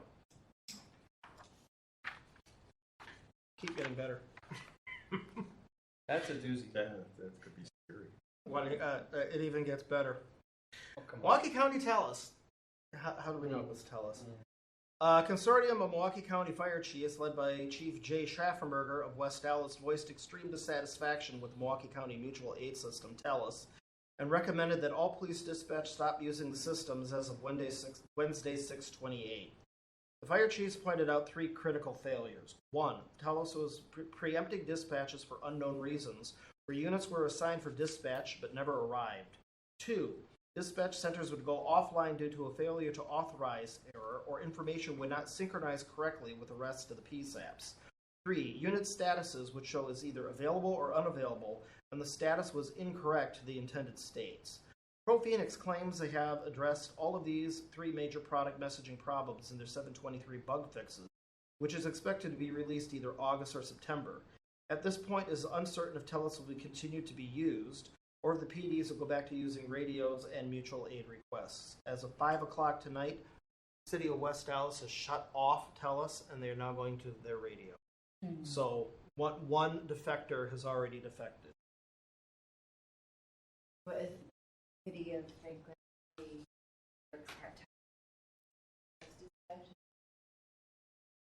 Are you aware that she may be able to I don't care to see her. As far as I follow the marching orders right now of the police department and the fire department, that it's up to them to make the decision. My decision is continue to use it, but don't trust it So do you until think, they get it fixed.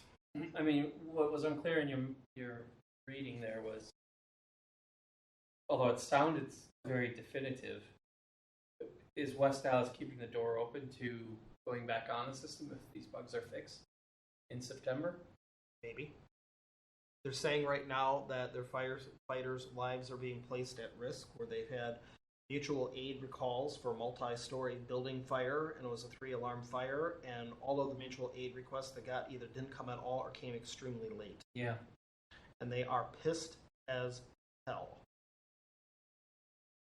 So this is now coming over to the firefighters are now at risk, Yeah. and they can't trust it. Therefore, we can't trust the technology on it. Now, the question is what's the county going to do about it?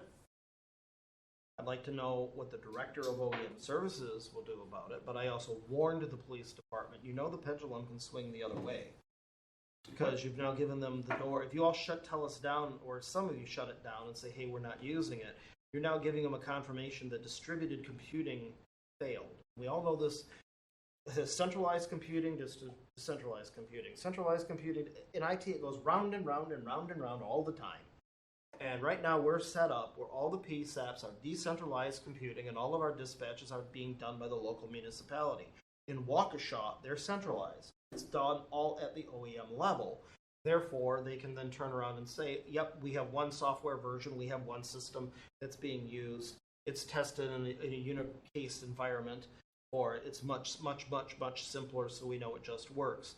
You could be making a business case for Milwaukee County to turn around and to shut down your police department dispatch center and then move everything over to county OEM, which all the chiefs are against, but they could mandate it. And then they move everything over to Milwaukee County OEM saying, hey, we couldn't get TELUS to work in a distributed environment. Now we'll get it to work in a centralized. Well, That may or may not I'd happen. argue Let the door open. The way it was implemented from a systems perspective, from a technology perspective, it was almost a centralized system. It was everybody had to upgrade in unison. I mean, that's. And interesting enough, part of the problem is lockstep change management, which they forced to go onto the system. Suddenly, Brian Berkbauer, who was the project manager and was an outside contractor, his contractor was up. He dissolved the initial project team. Sonali, that used to work for him, I don't know if she still works for him, sure, she's now a county employee. She's the only one now turning around and communicating all the problems. And we communicate to Sonali up to their management cycle. We don't talk to Cassandra, the director of OEM, at this point. And we weigh all the lockstep change management that they were enforcing went by the wayside. So you have some people on 2020, some people on 2022, and all different patch levels. was like, well, no wonder you're having issues. You're going to have to turn around and re-implement lockstep change management. This will be on the news in a couple weeks. When someone dies, yeah. I'm not understanding what the impact is on IT if we would decide to go off TELUS. This has been the IT gets sucked into this because we're the ones that have to turn around and support the system. And we're also the ones that have to turn around and set up the firewalls and the VPN tunnels. And when things stop working, we're the ones that have to turn around and work with the vendors to get it back working again. So it's So really we're not the users of the systems, but we're the people that have to turn around and make the magic happen. Yeah. So again, impact would be what? Configuration changes?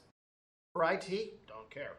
I just turn off the service and that's all I have to deal with. Oh. And gee, I maybe shut down the VPN tunnel. So from IT is concerned, yeah, one of my major pain in the butts turns around and goes away. I just spent 3 hours working on TELUS the other day. So to me, I get my time back and I get my life back. It's a good thing for me if it goes away. But I also realize for the fire department and for the county, it's a real bad thing. Particularly since there's the Republican National Convention coming up in 55 weeks. Which was the entire reason why they built this thing in the first place. It's just, For the Democratic National Convention, which is now in Chicago in 2024, which means they can go right from Chicago to Milwaukee and vice versa. They don't have to the hoodlums don't have far to travel. So you're going to want to be able to pull resources from wherever you can countywide, and you want to know where those resources are when you have such a major event like a national convention going on in your host city. So them having these problems right now, I guess it's more opportune than in 2024 of having it. But they need to get this fixed, what it really comes down to. And we knew when we went live it had problems. So this doesn't surprise me. What surprises me is we had problems for this long period of time, and management at County OEM has done nothing to turn around and address and resolve the issue. We still have the same set of issues that we had when we went live.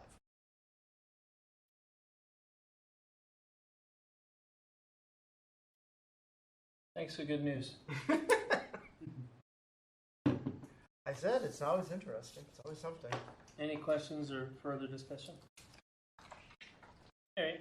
We have list of future agenda items. IT security project. Fiber network. That's going to have a lot of discussion. Strat plan again. Cybersecurity. And vendor fail. Covered a lot of them.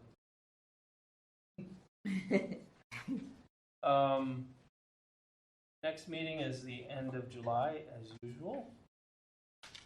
July 26th, 6 p.m. And we have a motion for adjournment. I make the motion to. Alderman, any second? I'll second. You. All those in favor say aye. Aye. We are adjourned.